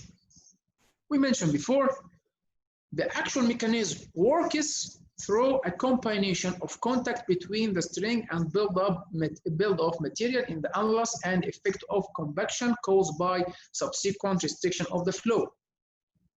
Bridging often refers to the hole being blocked by material of bottom when string is out of the hole, and the problem of the stack pipe happens when you try to come back to the bottom, when you have trip into the hole. This is the difference between hole pack off and bridge. The hole pack off will cause settled cutting or settled caving. Settled cutting from the mud. Okay, when we can say for settled cutting or settled caving, what's the difference? Settled cutting, it happens because of the poor hole cleaning. Okay. However, settled caving happens because of wellbore instability, or formation is not stable or not compacted enough or not consolidated enough to be stable against the mud. So this is the difference between settled cutting and settled caving. Again, settled cutting because of borehole cleaning, because of excessive ROP, but settled caving because of formation change will cause wellbore instability or cement related. Hole bridging, it is always settle caving, no cutting. Settle caving or formation is not consolidated like losing sand or depleted sand. Fractured formation which considered to be brittle formation, you know, brittle formation, it is not strong enough, like calcium carbonate formation, limestone I mean, or dolomite, has fractures, cement blocks or junk in hole. So there's a difference between hole pack-off and bridge. So the next why is, why may hole pack-off or bridge happen? As we mentioned in the introduction, because we have borehole cleaning or excessive ROP. Excessive ROP. So this is also need to be considered, the hole cleaning or ROP. Should we also consider the hole angle? How the hole angle? It is less than 35 or more than 35. So we make two categories. One category less than 35, one category more than 35. Of course, the problem getting more complicated with higher than 35 because the cutting, because of the gravity of the cutting, will allow the cutting to be settled on the low side of the well, make the hole pack-off most likely happen. So we can say that settled cutting happens because of excessive ROP, insufficient annular velocity, this is which is already mentioned in the previous type, poor mud parameters, I mean here the yield point, or what we call mud rheology, gel strength for the people who don't know about gel strength of the mud. It means the thing we use to measure the carrying capacity of the mud, how the mud be able to carry the cutting to the surface, or suspend the cutting in the annulus in case of the bump off. Insufficient circulating time, hole angle most likely above 55 will be most difficult. So there is an inadequate hole cleaning sign. Before having the hole pack-off stuck pipe, there are some signs will let us know that we have a problem or we getting hole pack-off. Erratic pump is hesitated, pump pressure not hesitated, not stable. Stability means that the well is clean, okay? Not stable or erratic pump means hole is not clean enough. Poor weight of the transfer to pit. Difficulty monitoring tool face.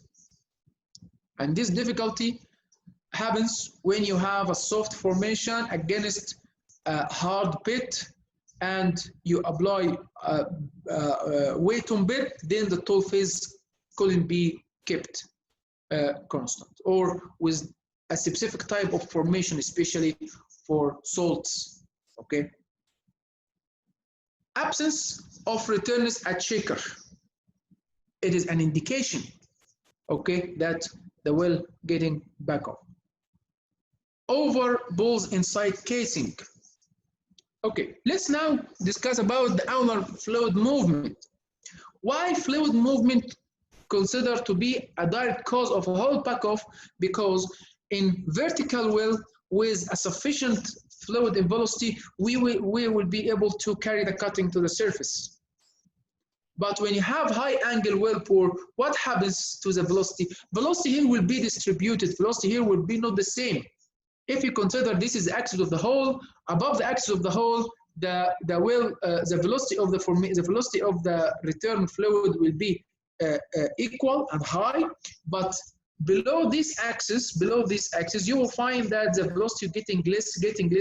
Why? Because of the friction between the mud or the fluid and the drill string. The friction here, it comes from the contact force between the fluid and the drill string. Okay? So one thing we have to treat in the mud is a contact force between the fluid, and to use a kind of fluid which has less contact force to avoid the problem of cutting settlement on the low side of the horizontal well. Okay?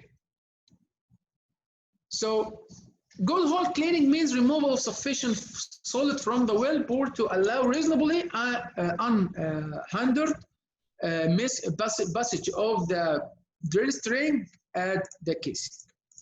Basic factor of hole cleaning is to maintain the rate of penetration. Maintain rate of penetration or control rate of penetration. It is to determine the cutting volume, or to make sure that the cutting getting out of the hole, or to avoid loading the annulus with a cutting. So I have to control the ROP. However, sometimes people think ROP, it is I should increase the ROP to achieve the target of the well time plan. But actually, this increase of ROP non-reasonable reason, because if you do so, what happens? That you will load the annulus with the cutting, and the cutting will be settled and will cause hole back off. Hole stability, it is the formation stability, I mean. Annular velocity, mud rheology, it is the behavior of the mud, characteristics of the mud, which can explain how the mud capability to suspend and carry the cutting to the surface. Okay, circulating time, transport circulating to the surface, we have to consider it, and hole angle reduce the ability to clean the hole. If you see the difference between these two pictures, this is for 35 degrees, this is for 80 degrees. Actually, for hole angle, we are going to make 4 categories, from 0 to 10, 10 to 30, 30 to 70, 70 to 90. The mud are getting very critical with higher angle. Why? Because with higher angle, you see here, where is the mud is accumulated, or so it is the mud here. However, the mud here is distributed along the annulus, which allow the cutting to be removed, or which reduce the contact, or which reduce the gravity force of the cutting weight, and will allow cutting to be lifted easily. Optimum hole cleaning for one interval may be inadequate in another. Build section of directional well most difficult to clean. Okay, this is another real picture for the cutting. When the cutting lifted through the annulus, what will happen? The cutting will go here from this side, if you consider this is the axis, okay? The cutting below the axe here, near to the low side, not only to settle, actually it also will be settled to the bottom. It will go down, which will cause this picture. The picture here will divide the fluid distribution as following. Here we have a kind of settlement, we call it slump. The cutting will deposit at the bottom, called slump. And there is a sack or sediment bed, and there is a transition between the clean fluid and non-clean fluid. It's called suspension fluid, where the fluid is suspending the cutting, but there is difficulty to lift it, okay? And the blue one, it is a clear fluid because, you know, the fluid, it is less in density, so it can float above the cutting. This division or this chart is called boycott. Settling accelerates bed formation, especially in the bolt section. So unstable between 35 to 50 degree. It resists removal once formed. Thickness varies with annular velocity. Removal is assisted by pipe rotation. So removal, it is also affected by increasing the pipe rotation. One of factors affecting the mud is, cleaning the hole is to increase the pipe rotation. A chance of formation minimizes the fluid, has good suspension characteristics. The flow parameters, it's very important to understand the flow parameters. So we have two types of flow, and both of them are very important while cleaning the hole. We have a kind of flow which is called turbulent. Turbulent means that you use high velocity. In the high velocity, it's good in high angle because it will carry the fluid, it carries a cutting in the high angle formation. So with turbulent fluid, we use it for high velocity or high divided well. However, if you use it, you have to consider that the beds or the formation can be eroded. Okay, that can erode the bed of the cutting settled already, and this is one of more advantage of the turbulent flow. The laminar flow, if you consider the laminar flow, it will be okay, but you have to consider that you have to maintain the rheology, or the rheology, because the rheology is a measure which consider or which describe the deformation happened to the mud. Okay, so with lower flow rates, we have to maintain the rheology, which will keep the cutting suspended and carried to the surface. Laminar flow is preferred if formations are sensitive to erosion.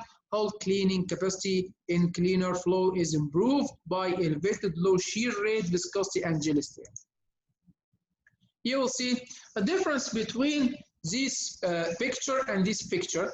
In the lower picture, it is the effect of using high velocity, and the other one is the effect of using lower velocity. High velocity, you will see that using here 100 foot per minute, 150 foot per minute, 50 foot per minute, and static. For static, you will see here the cutting bed will be formed. The cutting bed is start to be formed also, but not as much as in static.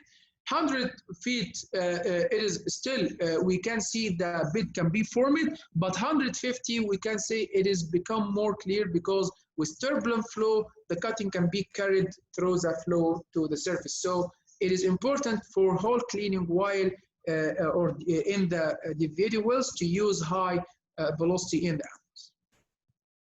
So the difference between the angular velocity in low and high, low can cause bed formation and can cause bed sliding and cause longer transmit time. So this is the problem with low velocities. We can avoid these problems with high velocity, which prevent beds, and actually it can remove beds, and finally it will shorten the transit time. Transit time, I mean the time to carry the cutting from the bottom to the surface. You will see here in the table, this is the recommended ROP against hole size and angle interval, and also this is a recommended circulating rate and circulating strokes. So you will see that when you have bigger or higher deviated well, you will see that the hole become, or the hole become 8.5 inch or 12.1 quarter or 16 inch. You will see that we have to increase the ROP. Okay, sorry, so this is the ROP. Okay, so we have to reduce it, okay, with the hole size. However, for circulating, we have to increase from 300 to 450 to 500 when you have bigger, or we have bigger angle in the deviation. Okay, circulating rate also the same in terms of strokes factor or circulating, cubic per foot. Okay. This is another chart explain how the hole cleaned, how the hole cleaning is for cutting flow. So for this line, you'll see the hole cleaning rate with no rotation. With no rotation, the chance to clean the hole is very low, as you see, very low. But if you start increase the the RPM, I mean penetration, the rotation rate, RPM, you will see the big jump from the minimum threshold flow rate to the point of dimension benefit. You will see the big jump here when you increase the rate or when you use 120 RPM. So here with the sliding, it is very poor. With rotation, it is very good increase of the hole cleaning chance with 120 RPM rotation. So with hole cleaning with 35 degree more than 35 degree, we have to maintain sufficient mud weight for hole stability. We have to circulate at maximum rate for hole size. We have to limit ROP to the maximum recommended value. We have to back ream each stand drilled with motor. Okay, we have to consider low viscosity, high viscosity tandem sweeps as we discussed. So the next question, now we consider there is some causes related to the hole cleaning, related to the drilling parameter. I can say it is a hole condition. What about the formation side? The question is, why do bore cleaning lead to have a hole pack-off or bridge in some formation? Actually, what I mentioned before is not for all formation. It is for the formation which has trouble. So the next question is, why do bore cleaning lead to the hole pack-off or bridge in some hole or in some formation? So think here we have to consider is the rock stresses. This is one of key word to understand. The key stresses when you apply, when you have a formation and this formation has an overburden load, this overburden load will apply stresses to the formation where you are drilling. So the stress, it is come from the weight of the rock. However, we mentioned before for the formation pressure, it is the pressure comes from the weight of the fluid inside the rock. So the rock stresses also can be identified in 3 directions, X, Y, and Z. So this is very important to consider the wellbore stability while drilling operation. So the rock stresses will be supported by the pore pressure. Pore pressure, it is against rock stresses. Rock weight coming from the outside, inside the pore spaces of formation pressure is pushing outside. Both of them are equal to keep the well or to keep the formation is stable. So you see here, this is the pore pressure and outside it is the rock stresses and both are equal. When we drill the formation to keep the well stable, to avoid caving settlement, to avoid the hole pack off, we have to use the correct hydrostatic pressure or the correct mud weight which can support against rock stresses as well. The rock stresses issue, it's different from vertical well and deviated well. For vertical well, you can see the vertical well, it is surrounded by the stresses from the whole direction, but all directions are the same. You can consider if I have this is a well and it is surrounded by the formation from the all side. So here we have rock stresses, here we have rock stresses, here we have rock stresses, rock stresses. All the rock stresses are the same because it is you can say it is the view or it is the vertical well. But in case you have the well is horizontal, also the well will be surrounded by the stresses, but stresses here not like stresses here. Stresses here is much less than stresses here because here we have the maximum weight of the rock coming from the vertical direction. Okay, so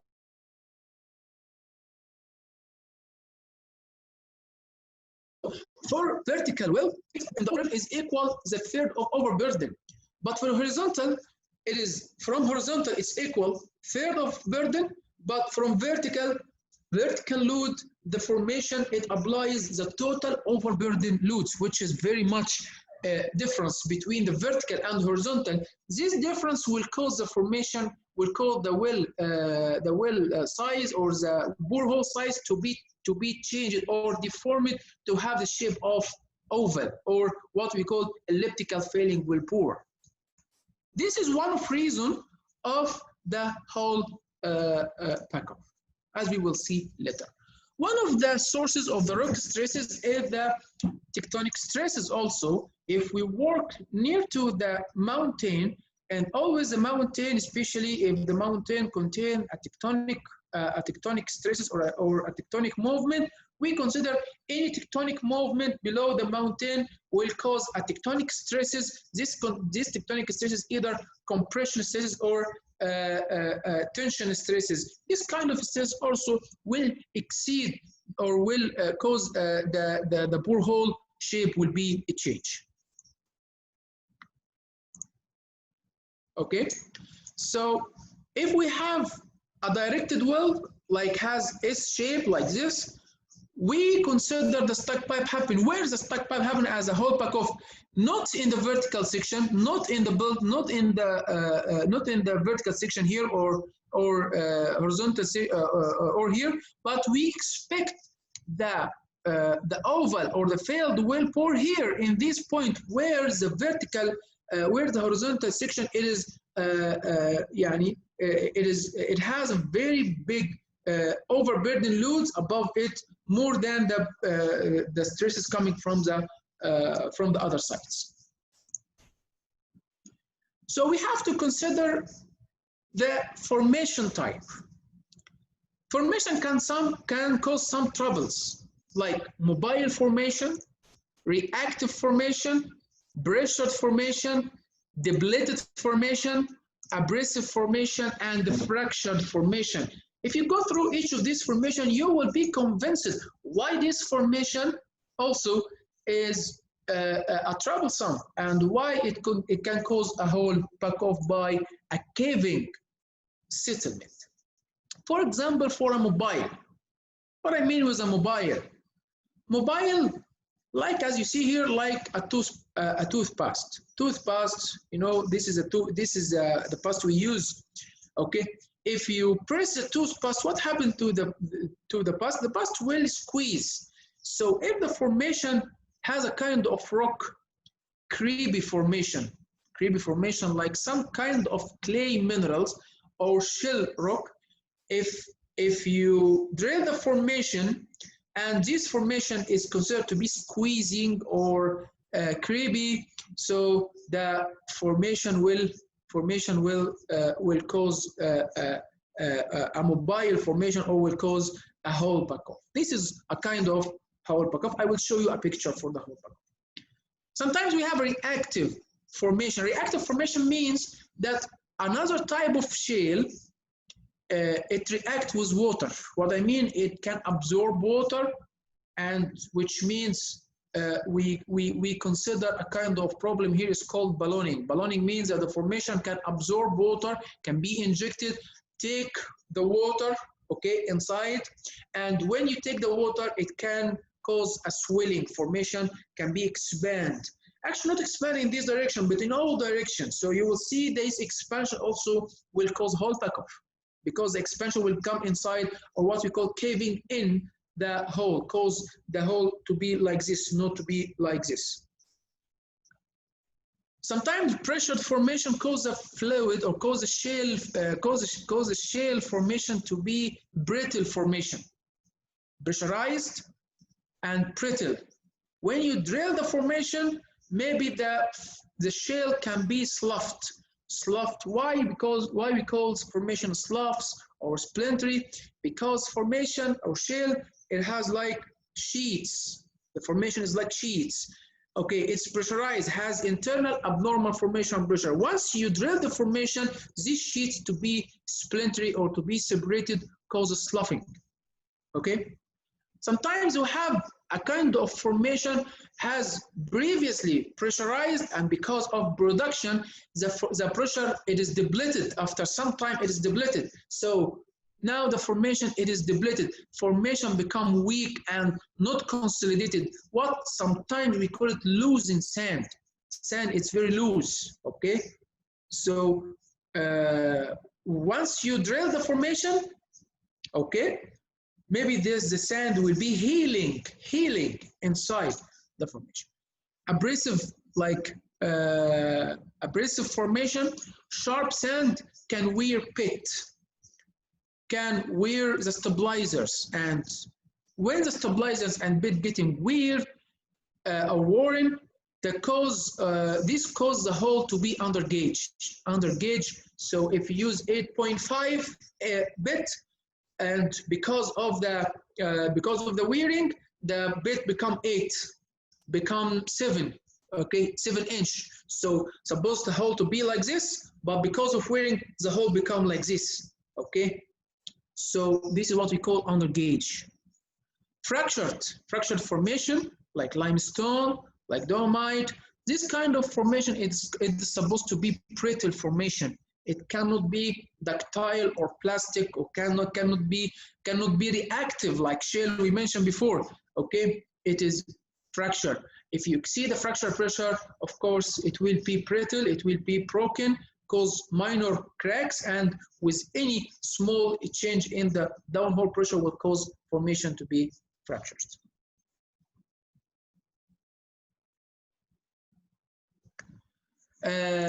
So this is what I mean. In the next slides, I will go through these different type of formation to show you what are the causes of each of them, and what will be the cause and what will be the warning sign.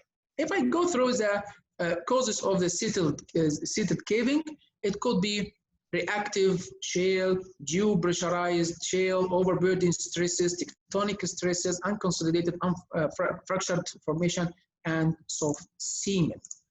For reactive shale, I can say for reactive shale that it is water sensitive, can absorb water, as you mentioned before, absorb water and swells into the water. When it swells into the water, you will see this picture. The formation start to expand, and the formation come outside of the wall of the well, cause a tight hole. This is beside another type of clay mineral, clay rocks or shale, which is crabby, like if you like crabby or like salt. If you drain in salt, the formation getting creep or getting squeezed inside the hole, cause also tight hole. Reaction is worsened with time.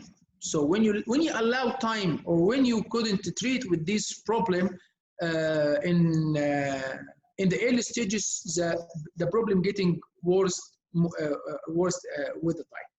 So it is recommended with water, if you drill a shale, to use a kind of additives, chemical additives in fluid, in mud fluid, to reduce the swelling problem in the mud. The warning sign, I can see the warning sign like funnel viscosity. I have to see change in plastic viscosity, yield point, CEC increase. What is CEC? CEC, it stands for cation exchangeable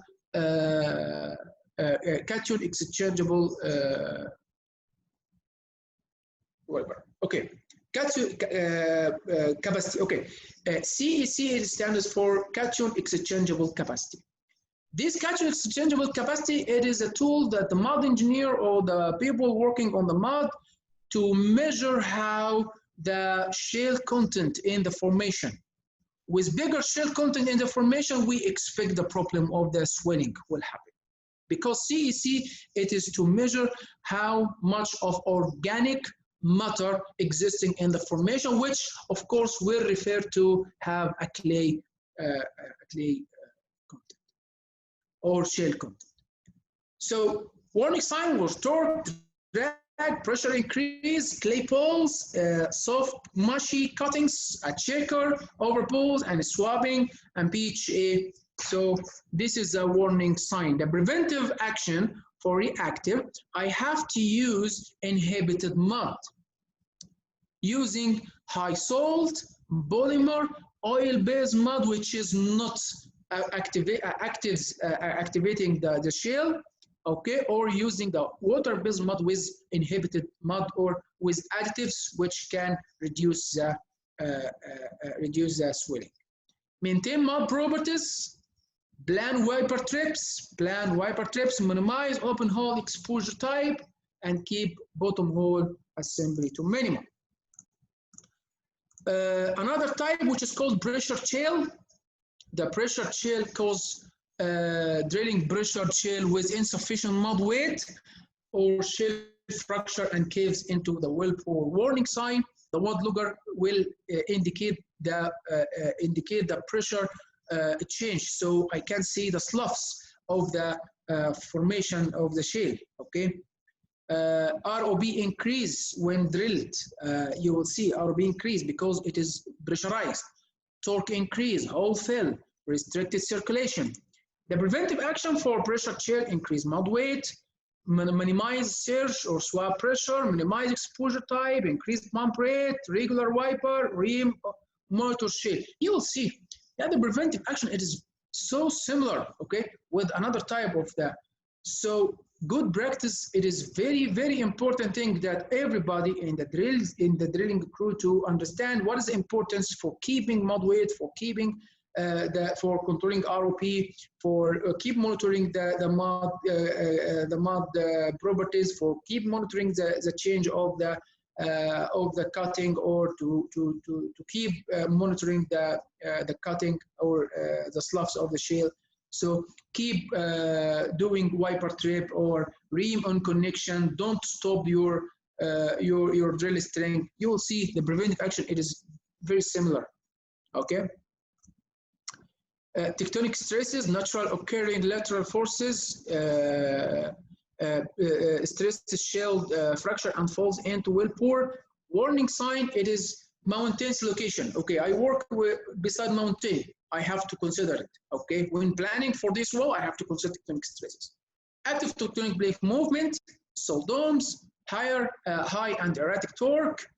Okay, this is an indication that if you have a tight hole, you will have erratic drag, erratic torque. This is an indication that you have this tectonic. Blocky shale caving. Okay, preventive: increase mud weight. Why increase mud weight here? We increase mud weight to support the wall of the well, to support against the stresses coming from the tectonic. Circulate high viscosity sweeps, minimize ECD, and minimize a hole exposure type. Unconsolidated formation, and unconsolidated formation, like we mentioned before, is called depleted sand. That poorly cemented sand or gravel falls into the wellbore and packs all the drill string. Usually occurs at shallow depths, little or no filter cake, and insufficient hydrostatic support. Warning sign: seepage losses, increase in torque drag, pump pressure fluctuation. Okay, this is, as we mentioned before, that it's like the borehole cleaning. You will have a fluctuation of the pump pressure. Hole fill. I mean that when you monitor the trick, when you monitor the active return volume, you will see that there is a deviation of the return volume because of the hole fill. Shaker and this descender overload, large overboring at connection. Preventive action is to identify sand porous formation. Where is this? You have to maintain high gel strength, monitor pump pressure, high viscosity sweeps, spot gel period to pull out of hole, control fluid loss if applicable. Case of unknown problem zone, control ROP, keep flow rate to minimum, ensure low permeability, filter cake, and pick off bottom and circulate. Fractured unfolded formation like limestone or dolomite, causes naturally occurring fracture, naturally, okay? Pieces of formation fall into the wellbore and jam the drill string. Warning sign, you will see that prognosed limestone or fractured shell and or saltus mud-lugger sample interpretation, blocky caving, hole fail, erratic sand, and bomb pressure fluctuation. Prevention, okay, check hole condition constantly, control drill, okay, as you'll see that the preventive action is almost the same, control drilling, okay, circulate hole clean, minimize mud seepage, okay, minimize surge, start and stop drill string slowly, minimize drill string vibration, ream fracture zone continuously. Okay, one of the things to cause the hole pack-off or breach is junk in hole. Junk caused by debris that has fallen into the hole and jammed the drill string. It caused because of poor housekeeping on rock floor.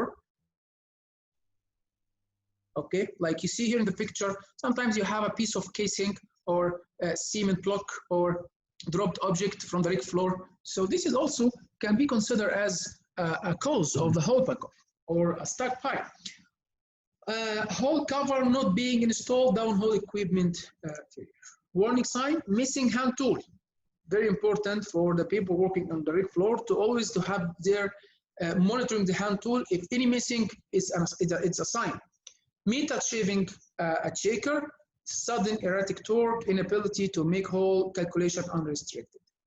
Okay, always keep hole covered when out of hole and practice good housekeeping with tongue dies and other parties likely to fall into the well. Preventive action for junk, keep hole covered, practice good housekeeping, inspect downhole equipment before it's run into the hole, inspect slip and tongue dies regularity, and install drill strip wiper wrapper. Okay, cement blocks, okay, causes hard cement becomes unstable around casing chew, open hole squeezes, plugs and kick off plugs. Plugs of cement fall into the wellbore from casing rat hole or cement plugs. Okay, this is, we can go through this. Okay, directly to the fourth question. So why would poor cleaning or the troublesome formation lead to have hole pack-off? This is a question that the answer here, because we mentioned before, some of hole pack-off root cause is related to mud properties, angular velocity, hole inclination. It is summarized by hole cleaning. An optimum mud properties and angular velocity should be used during the hole cleaning, considering hole inclination, as you mentioned. Some other reason is related to a failure of monitoring formation type change or misunderstanding the geological condition, or even for hole or for surface equipment or bad housekeeping in the rig floor. Okay, so the next question for 5Y. Why lack of monitoring would cause the pipe sticking? Okay, now we have lack of monitoring, either the hole or the ROP or cleaning, or not monitoring the formation change. Why? Again, as we come to the same points we mentioned before, we have to find out what is the keywords of the problem, and we have to find either these keywords are monitored correctly by the key person, or the key person are sufficiently engaged into do their jobs to maintain or to monitor or to manage the resources while drilling operation. I gave you this assignment, I gave you the keywords for the hole pack-off, and your assignment is to find out who is the person who is engaged to this job and how to make him engaged by applying a good training for them. So the keywords for the hole pack-off is troublesome formation, cementing problem, rock type, mud properties, density, viscosity, carrying capacity, rheology, solid losses, temperature, salinity. Here we have to discuss about the hull deviation, dog leg. We have discussed about torque, drag, weight on bit, hook load, ROP, rig floor housekeeping, pump pressure, SPM, flow rate, hull cleaning. So your role, or this is your homework. Find out who is a key person for each of these keywords and how to make them engaged in their job to avoid stuck pipe. Finally, I know that the time is getting very near. I would like only to explain very fast about the third type of stuck pipe, which is Wellbore geometry. The Wellbore geometry, I give you another assignment. This assignment also you have to give us the assignment, or you have to answer this question to issue your certificate. This assignment is to explain to us what is the root cause of the Wellbore geometry. Okay, why we have Wellbore geometry? Give me the 5 whys. I give you the first one. Why do we have a stuck pipe? The answer is because Wellbore geometry, or a change in the Wellbore shape. I let the other questions. You have to fill these questions, okay? And finally, come to me with the root cause. What kind of parameters we missed to monitor, or we have lacked to monitor, and how to engage the person or the team in the rig site into the job to avoid this issue. Wellbore geometry, it occurs when changes in the shape of wellbore cause the movement of the string to be embedded. If the makeup of each is changed, I can say it is key seat, micro dog leg, ledges, stiff bottom hole assembly, under gauge hole, mobile formation, potential sold hazards, squeezing risks, and buckling risk. Just very fast to explain what I mean with key seats, or what I mean with other type of hole geometry change. Key seats, as you see here, for creepy formation, if you have this shape you see in the well, and you apply tension to the drill pipe, of course, if you have a creepy formation, the key will come inside the formation. The problem, when the tool joint, you try to pick up this drill pipe through these formations, the tool joint will come inside this key seat and get stuck. Okay, this is what I mean with key seat. You see the cause, and I will make the PDF available for you to review all of these details. About the cause, about the warning sign. The warning sign, it is, you will see high angle dog leg, long drilling hours, and cyclic overball at tool joint interval when ball out of ball. Preventive action, minimize the dog leg. Minimize the dog leg, make the maximum dog leg a 3 degree per 100 feet. Don't increase, or don't go to higher than this value to avoid this kind of issue.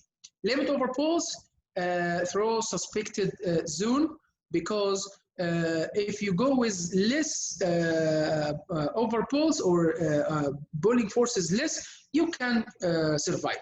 But if you make high overpull force with creep formation, yes, here you will have the stuck. Blend reamer, run string reamer or key seat wiper if suspected. Avoid using square shoulder stabilizer. Minimize casing grat holes. Micro dog leg. Micro dog leg happens for a kind of formation which is not be able to maintain the tool face. So because of the type of formation, we have micro dog legs. Dog leg, you see the formation come here, then come there, then here, then there, then here. So this is zigzag. We can say it is cause why pull out of hole are stuck. Okay. So also you can review these tip points of prevention. Stiff assembly. Stiff assembly, that in case you have a drill collar at the horizontal section, it is the worst choice for 2 reasons. Number one, Drill collar, it is supposed to be used in vertical to apply the effective weight while directing the motor or while directing the well. Okay. For second reason, when you have a non-flexible drill equipment in this section, and when you pull out of hole, this it's considered to be stiff, BHA. Okay, it will not be easy to remove it from the formation because it is very stiff, very hard. It's not flexible, not like drill pipe. Not like the drill pipe. So it is important when you go to the horizontal section to use the drill collar near to the build-up section or in vertical section to avoid two things: to apply the effective weight while directing the pit, and to avoid the stuck pipe when you retrieve the drill string from the build-up section. Okay, so here you have to review the warning sign and to review the preventive action. Also, as we mentioned before, we have undergauged hole. Undergauged hole because of the abrasive formation cause the stabilizers and pit to be weird and to cause the hole to be getting narrow at the moment at a section. So when we retrieve the formation, we couldn't because the hole is not wide enough. Okay. So this is for undergauged hole. Mobile formation, I think we discussed before, as a part of the hole pack-off in the creepy formation or in reactive shale, where the formation can swell, can be swelling because of the mud. Also, mobile formation here will cause a tight hole, will cause a stuck pipe.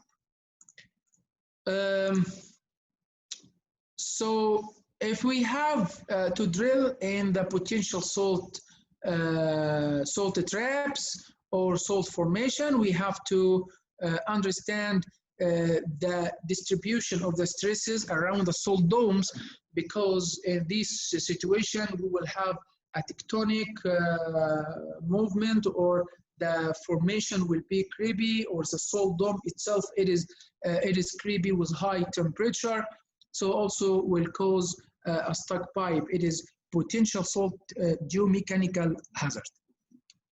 So squeezing is not uniform throughout the section, affected by salt type.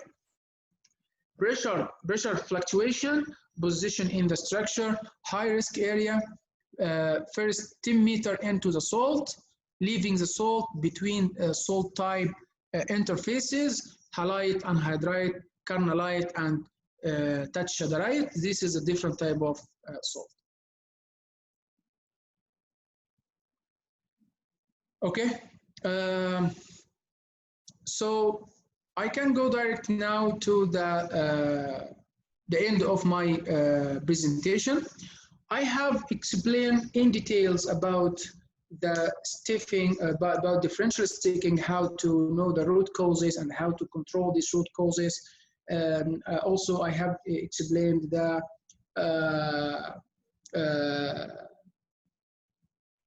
the hole pack-off or bridges and how to avoid this also problem. I know this is not the detailed information that you seek for, but because the time now is not allow us to explain more about these topics, I encourage you to book course for stuck pipe 4 days, for stuck pipe course for 3 days, and it will be better if you attend with a practical session with a simulator and to have the practical session. So by the end of this discussion, we can summarize that all the matter of the stuck pipe, it is back to the bad practice, not bad practice or lack of monitoring the drilling parameters, the cutting parameter, the cutting at shell shaker, the mud properties, lack of information, lack of teamwork. So the main reason that the people in the rig site is not engaged into their work or not engaged into the teamwork to keep the well under control or to be good listener to the well. Okay, thank you for listening. Thank you for following the webinar. I will be happy if you give me your question, and I'm trying to answer all of them. Thank you. Well, thank you so much to Mr. Ayman for sharing a lot with us today. Thank you so much once again. Now we have our next agenda, which is Q&A session. For the Q&A session, as I said before, if you have questions, you can send them along in the chat box or you can type them there. Our team will collect your question and give it to our speaker today, Mr. Ayman. Mr. Ayman will answer your question, but before he answers your question, he will read your question first so other participants can understand your question also. And we are still waiting for your question. If you still have questions, you can send them along now in the chat box. Maybe to take advantage of the time, Mr. Ayman, time is yours to answer some questions from the participant.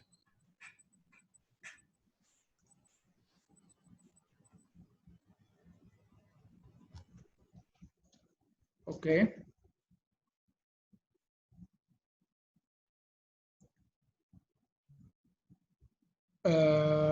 So should I start, huh? Yes. Yeah, let me check the questions I have. Okay. Okay. Yeah, give me just I'd like to give me like 1 minute, 2 minutes to review all questions one time, then I will start, correct? Yes, yes, yes. Sure.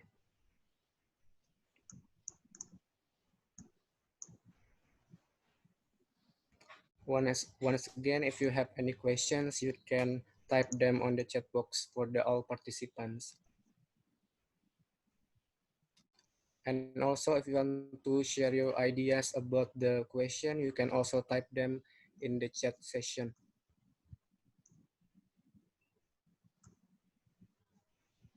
We are still waiting for your question.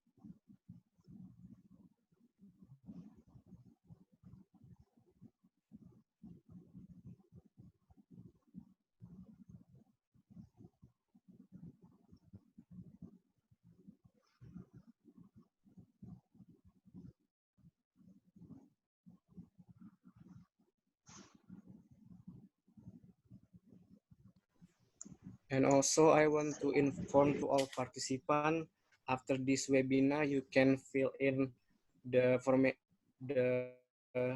evaluation form that is given by our committee after this webinar for the correction or suggestion for this webinar.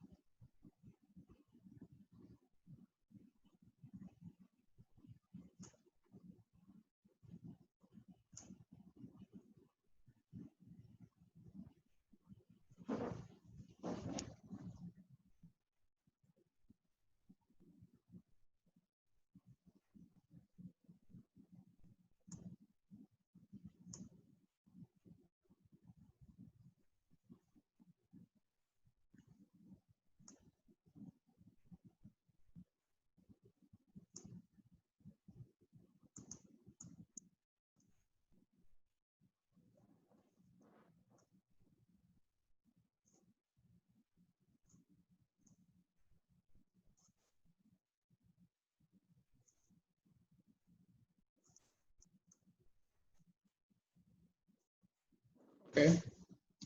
So let's start with the question from Mr. Doni.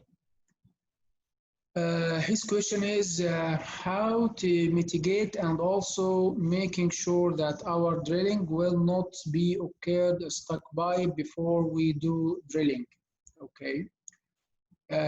What standard that we have to follow as reference to avoid or minimize case of the stuck pipe, and also why don't we call stuck pipe if the inability time to retrieve the drill string from the hole is not till 1 hour or more? What is the difference of the handling between pipe sticking and stuck pipe? Okay, so as the last question, difference between pipe sticking and stuck pipe, we already discussed in the presentation that the pipe sticking, it is the incident where the drill string intended to be stuck, but after applying the pulling force, the applicable pulling force, and when the drill pipe getting free, we consider is pipe sticking. Okay, not stuck pipe. Stuck happens when you reach to the capacity, the maximum capacity of the rig of over pulling, and it's never freed. At this moment, we consider to be stuck pipe. So stuck when the situation become more complicated that need fishing or sidetrack. So I will answer one more question from Mr. Doni: how to mitigate and also making sure that our drilling will not be okay the stuck pipe before we do drill. What we can do before drill, that we follow the correct procedure of planning. As we mentioned before, we have to plan for everything, and considering the type of the formation, considering the formation pressure or fracture pressure type of formation, considering all the offset data we have from the previous wells. Okay, so what we can do only is to reduce the potential of the stuck pipe, but actually I cannot prevent the stuck pipe at all. Of course, our target, I will, if I'm investor, I will give the target to the contractor, drilling contractor, that to drill the hole with 0 hour stuck pipe. But who knows? How can I guarantee that it will be without stuck pipe at all? So what we can do is just to make good planning ahead, and to have a teamwork between the office engineer, the field engineer, between the field engineer and the other people in the rig side, with the geologist, with mud engineer, with all team.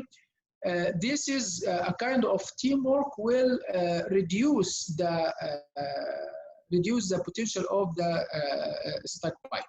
Okay, so of course it will be based on the experience of the planner, experience of the practicer, the people who practicing the drilling operation. So this is why we have to, if we suspect about the potential of stuck pipe in this well, we are going to use a high profile of drilling company or drilling crew. Okay, who have good experience, who have good knowledge about the stuck pipe, who are good listeners to the well. But no guarantee that you will have 0 stuck pipe. Of course, we expect a minimum time of stuck pipe, especially if the causes related to the formation for cribby or reactive or pressurized formation. Okay. I hope this answered your question. The next question is the last 5 why question: to find root cause of the differential sticking, it should be found the system level root cause. How do we confirm that only one system root cause as dominant? Actually, this is from Fatrol. Okay, he's from Chevron. Okay, So I feel I couldn't understand the question correctly, but what I understand from the question is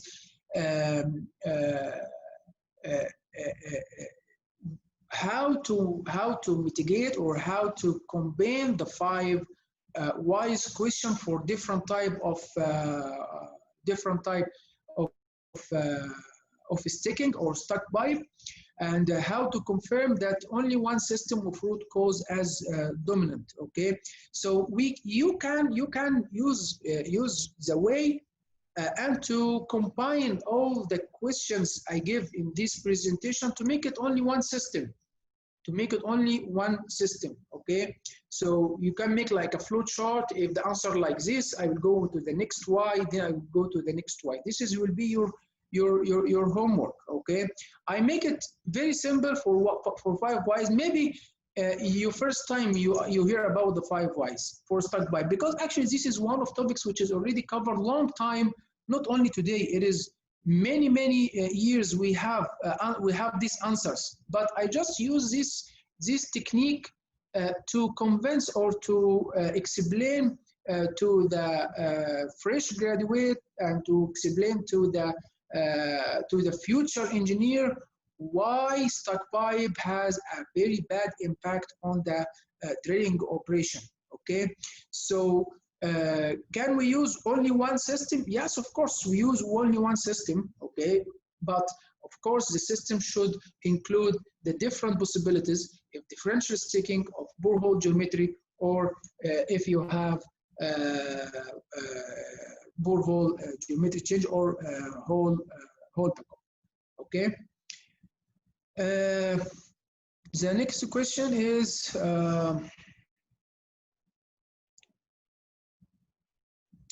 what is a safe or reasonable overbalance in BSI to avoid sticking? Actually, this question is good, and I'd like to make a little correction for the question. Actually, the safety or reasonable overbalance, it is not only for the sticking. It should be for the sticking, for the losses, for the kick, for the well control issue. Actually, when I think about the safety or reasonable overbalance, I have to think all of the problems. Okay, sticking, it is one. And actually, when we discuss about sticking specifically, it is based on the type of the formation, as we mentioned before. What kind of formation? It is integrated, it is consolidated formation, or it is losing formation, or depleted formation. Okay, so for example, if we discuss about here about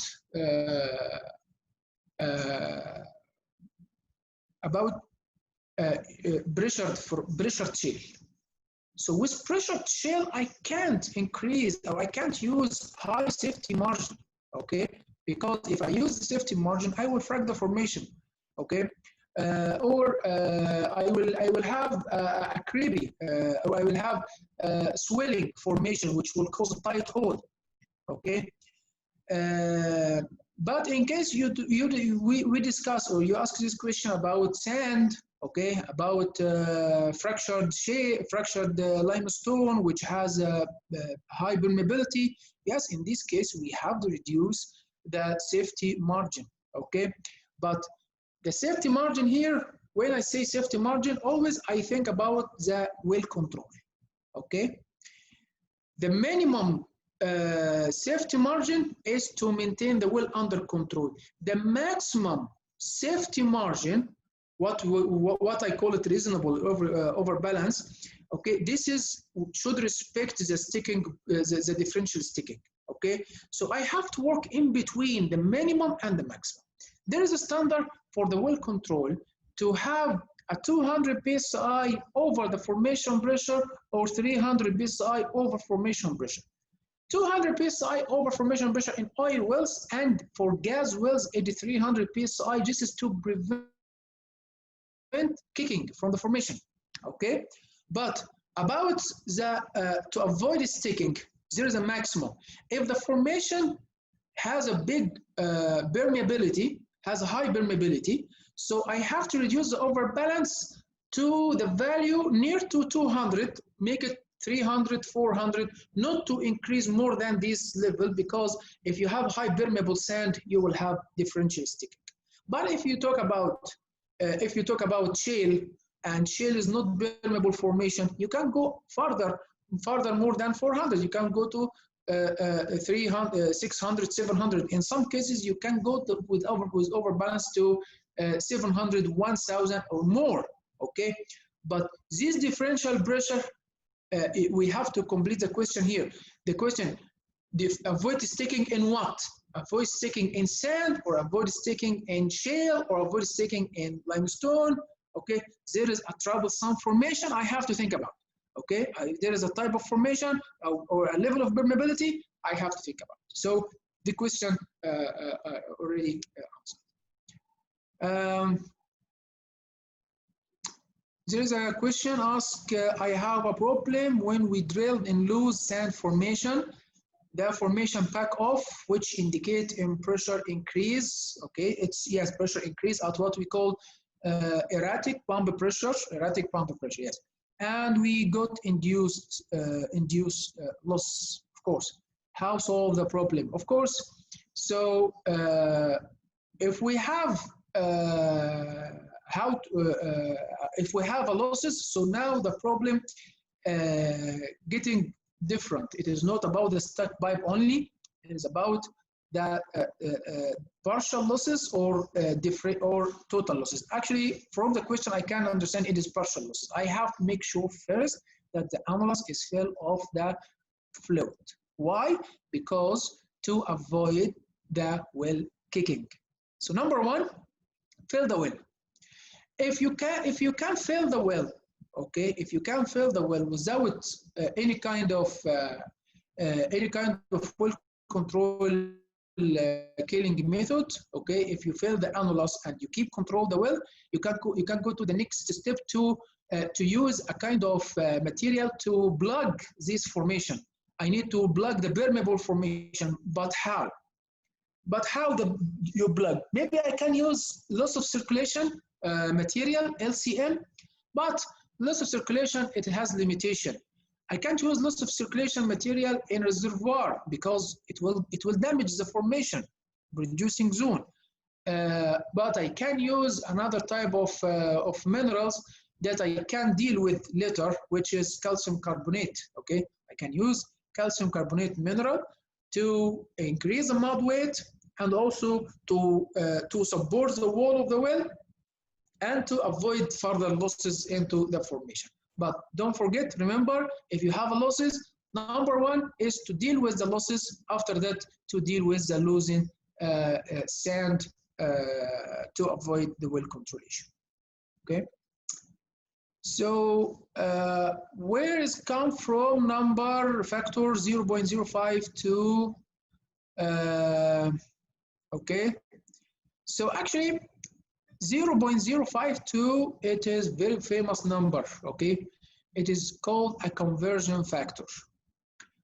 Conversion factor, it's used to convert the fluid density in BBG to fluid gradient in PSI per foot. That's it, okay?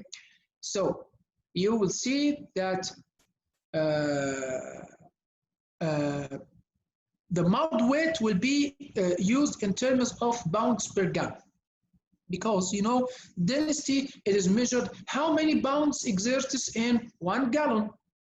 Okay, it is the normal equation of the density, mass to the volume or weight to the volume, pounds to gallon. So this is the effect of having mass to a unit volume, which is gallon. There is another term which is called pressure gradient. The pressure gradient, it is in terms of pounds per square inch per foot. Okay, so you can write pounds divided by, I can use my whiteboard to explain more. Okay.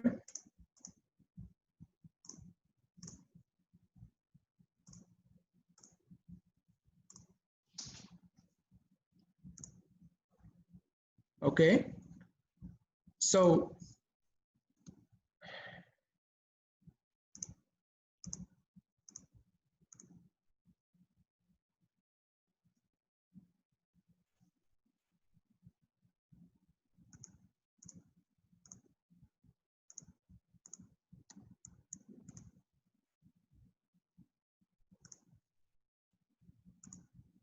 okay.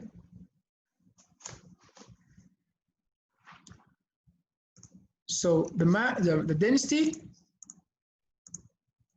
density is equal mass to volume. Okay. So it is in pounds per gallon. Okay, pounds per gallon. So the gallon here, it is one of the unit of volume that I can compensate it with cubic inch. Gallon, 1 gallon, it is equal to 231 of cubic inch. Okay, and if you use this information, you will find that the density, it will be equal mass divided by volume, which will be in pounds per cubic inch. Okay. So because cubic inch at a volume, it is equal square inch times 1 inch. Okay, sorry, square inch times 1 inch to be cubic inch. So what I can do, I will go to the same equation, will be D equal mass divided by volume, okay, which will be pounds divided by square inch times 1 inch, okay. So obviously we can use pounds per square inch itself, okay, as the unit of the pressure, correct? So we mentioned before that to convert from gallon to cubic inch, you have to multiply by 231. So what I'm going to do here, I have to multiply the volume here by 231 to have it in cubic inch. Okay, to find the density, okay, if I want to convert this inch to foot, I have to divide the same by 12. So what I'm going to do here is to measure the density equal mass divided by volume. Okay, here we have pressure divided by square inch times inch. Okay, then I have to divide it by 12. Don't forget that you have here to multiply it by 231. Then I have to divide again by 12. Okay, so if you use this equation mathematically, I can convert this to the following. It will be B, it will be the pressure times, then now I convert this division to multiplication, and here I'm going to convert or to invert the division from 231 divided by 12.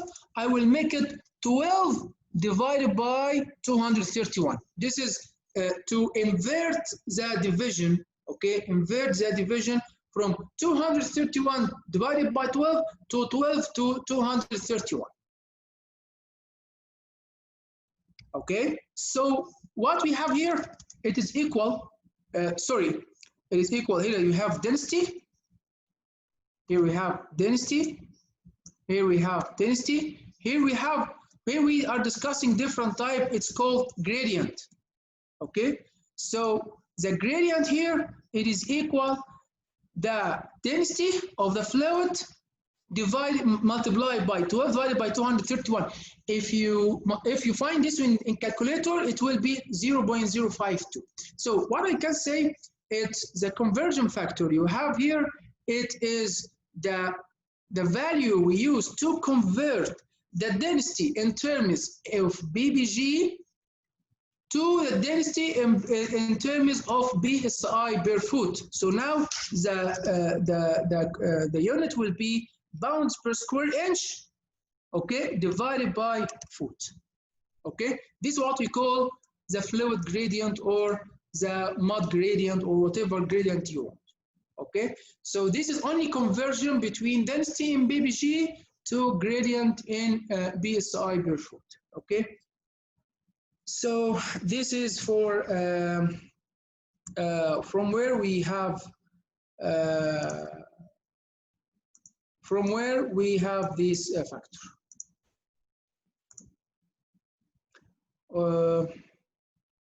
Where is the chatting?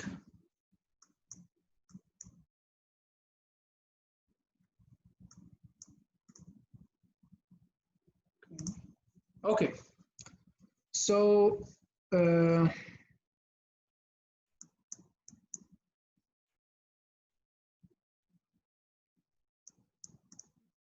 okay, so I think the time now is run out. Okay, I'd like to thank you everybody. Sorry if I couldn't answer all of the question. Inshallah, if you have any if you're interested to know more about the stuck pipe, to know how to free the stuck pipe, to know how what is techniques of jarring, or to use a hydraulic jar or the mechanical jar to free the stuck pipe, we would like to invite you to our company, Alam Sahara, and to have this full days course under approval from International Association of Drilling Contractors. Thank you.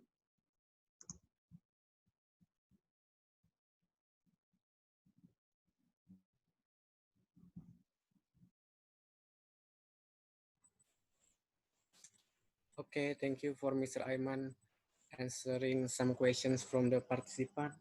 Before we move to our next agenda, we will take a photo. So please, to all participants, please turn your camera on. Our team will take a screenshot of our screen, so we will take a photo. So to all participants, please turn on your camera so we can take a photo.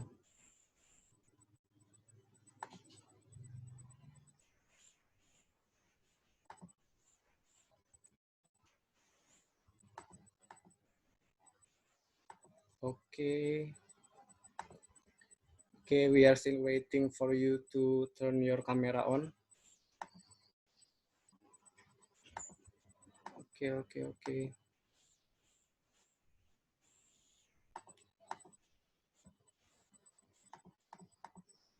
So to all participants, please turn your camera on. We will take a photo session.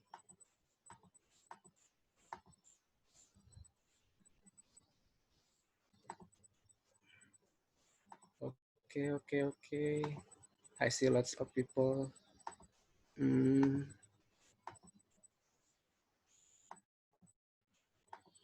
Okay, it seems okay. So we will take a photo. One of our committee will take a screenshot of our webinar today. Our photo will be taken on my count. 3, 2, 1.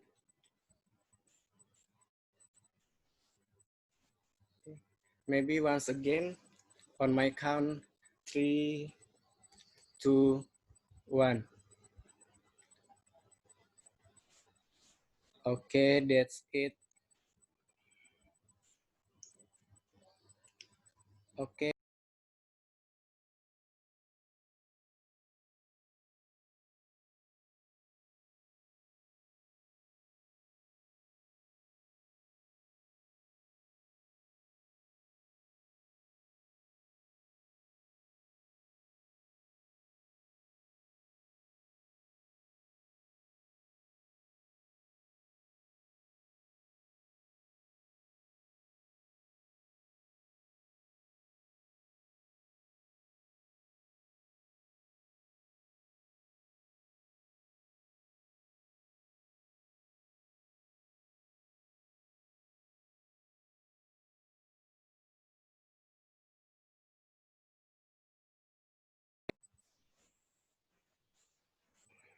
Okay, thank you everyone for joining us today. Thank you to Mr. Ayman for answering the question and sharing a lot with us. I want to Thank you. inform Thank you, you, everybody. yes, I have a good news for all of you. There will be a webinar training course represented by Alam Al-Sahara Indonesia, yakni SMUPN Veteran Yogyakarta, and also HMTM UPN Veteran Yogyakarta. The webinar will be conducted in Bahasa Indonesia with the speaker Mr. Irwan Apandi. The webinar will be held on 22nd June 2020, 1 p.m. GMT +7 via Zoom. For the detailed information, you can contact the committee or you can see the poster on the screen. Okay, that's it for the announcement today. Once again, I want to say thank you to all of you who has joined us today. Thank you, everybody. Thank Before you for leaving participation. this webinar, we have shared an evaluation form. Please fill in the evaluation form that is already given. So finally, we come to the end. On behalf of SPE Pemaka Student Chapter and also Alam Al-Sahara International, from the deepest of our heart, we do apologize if there were mistakes during this webinar. And also, we look forward to seeing you at another event. I wish you all a pleasant day. Once again, thank you so much for joining us today. Goodbye. See you, everybody.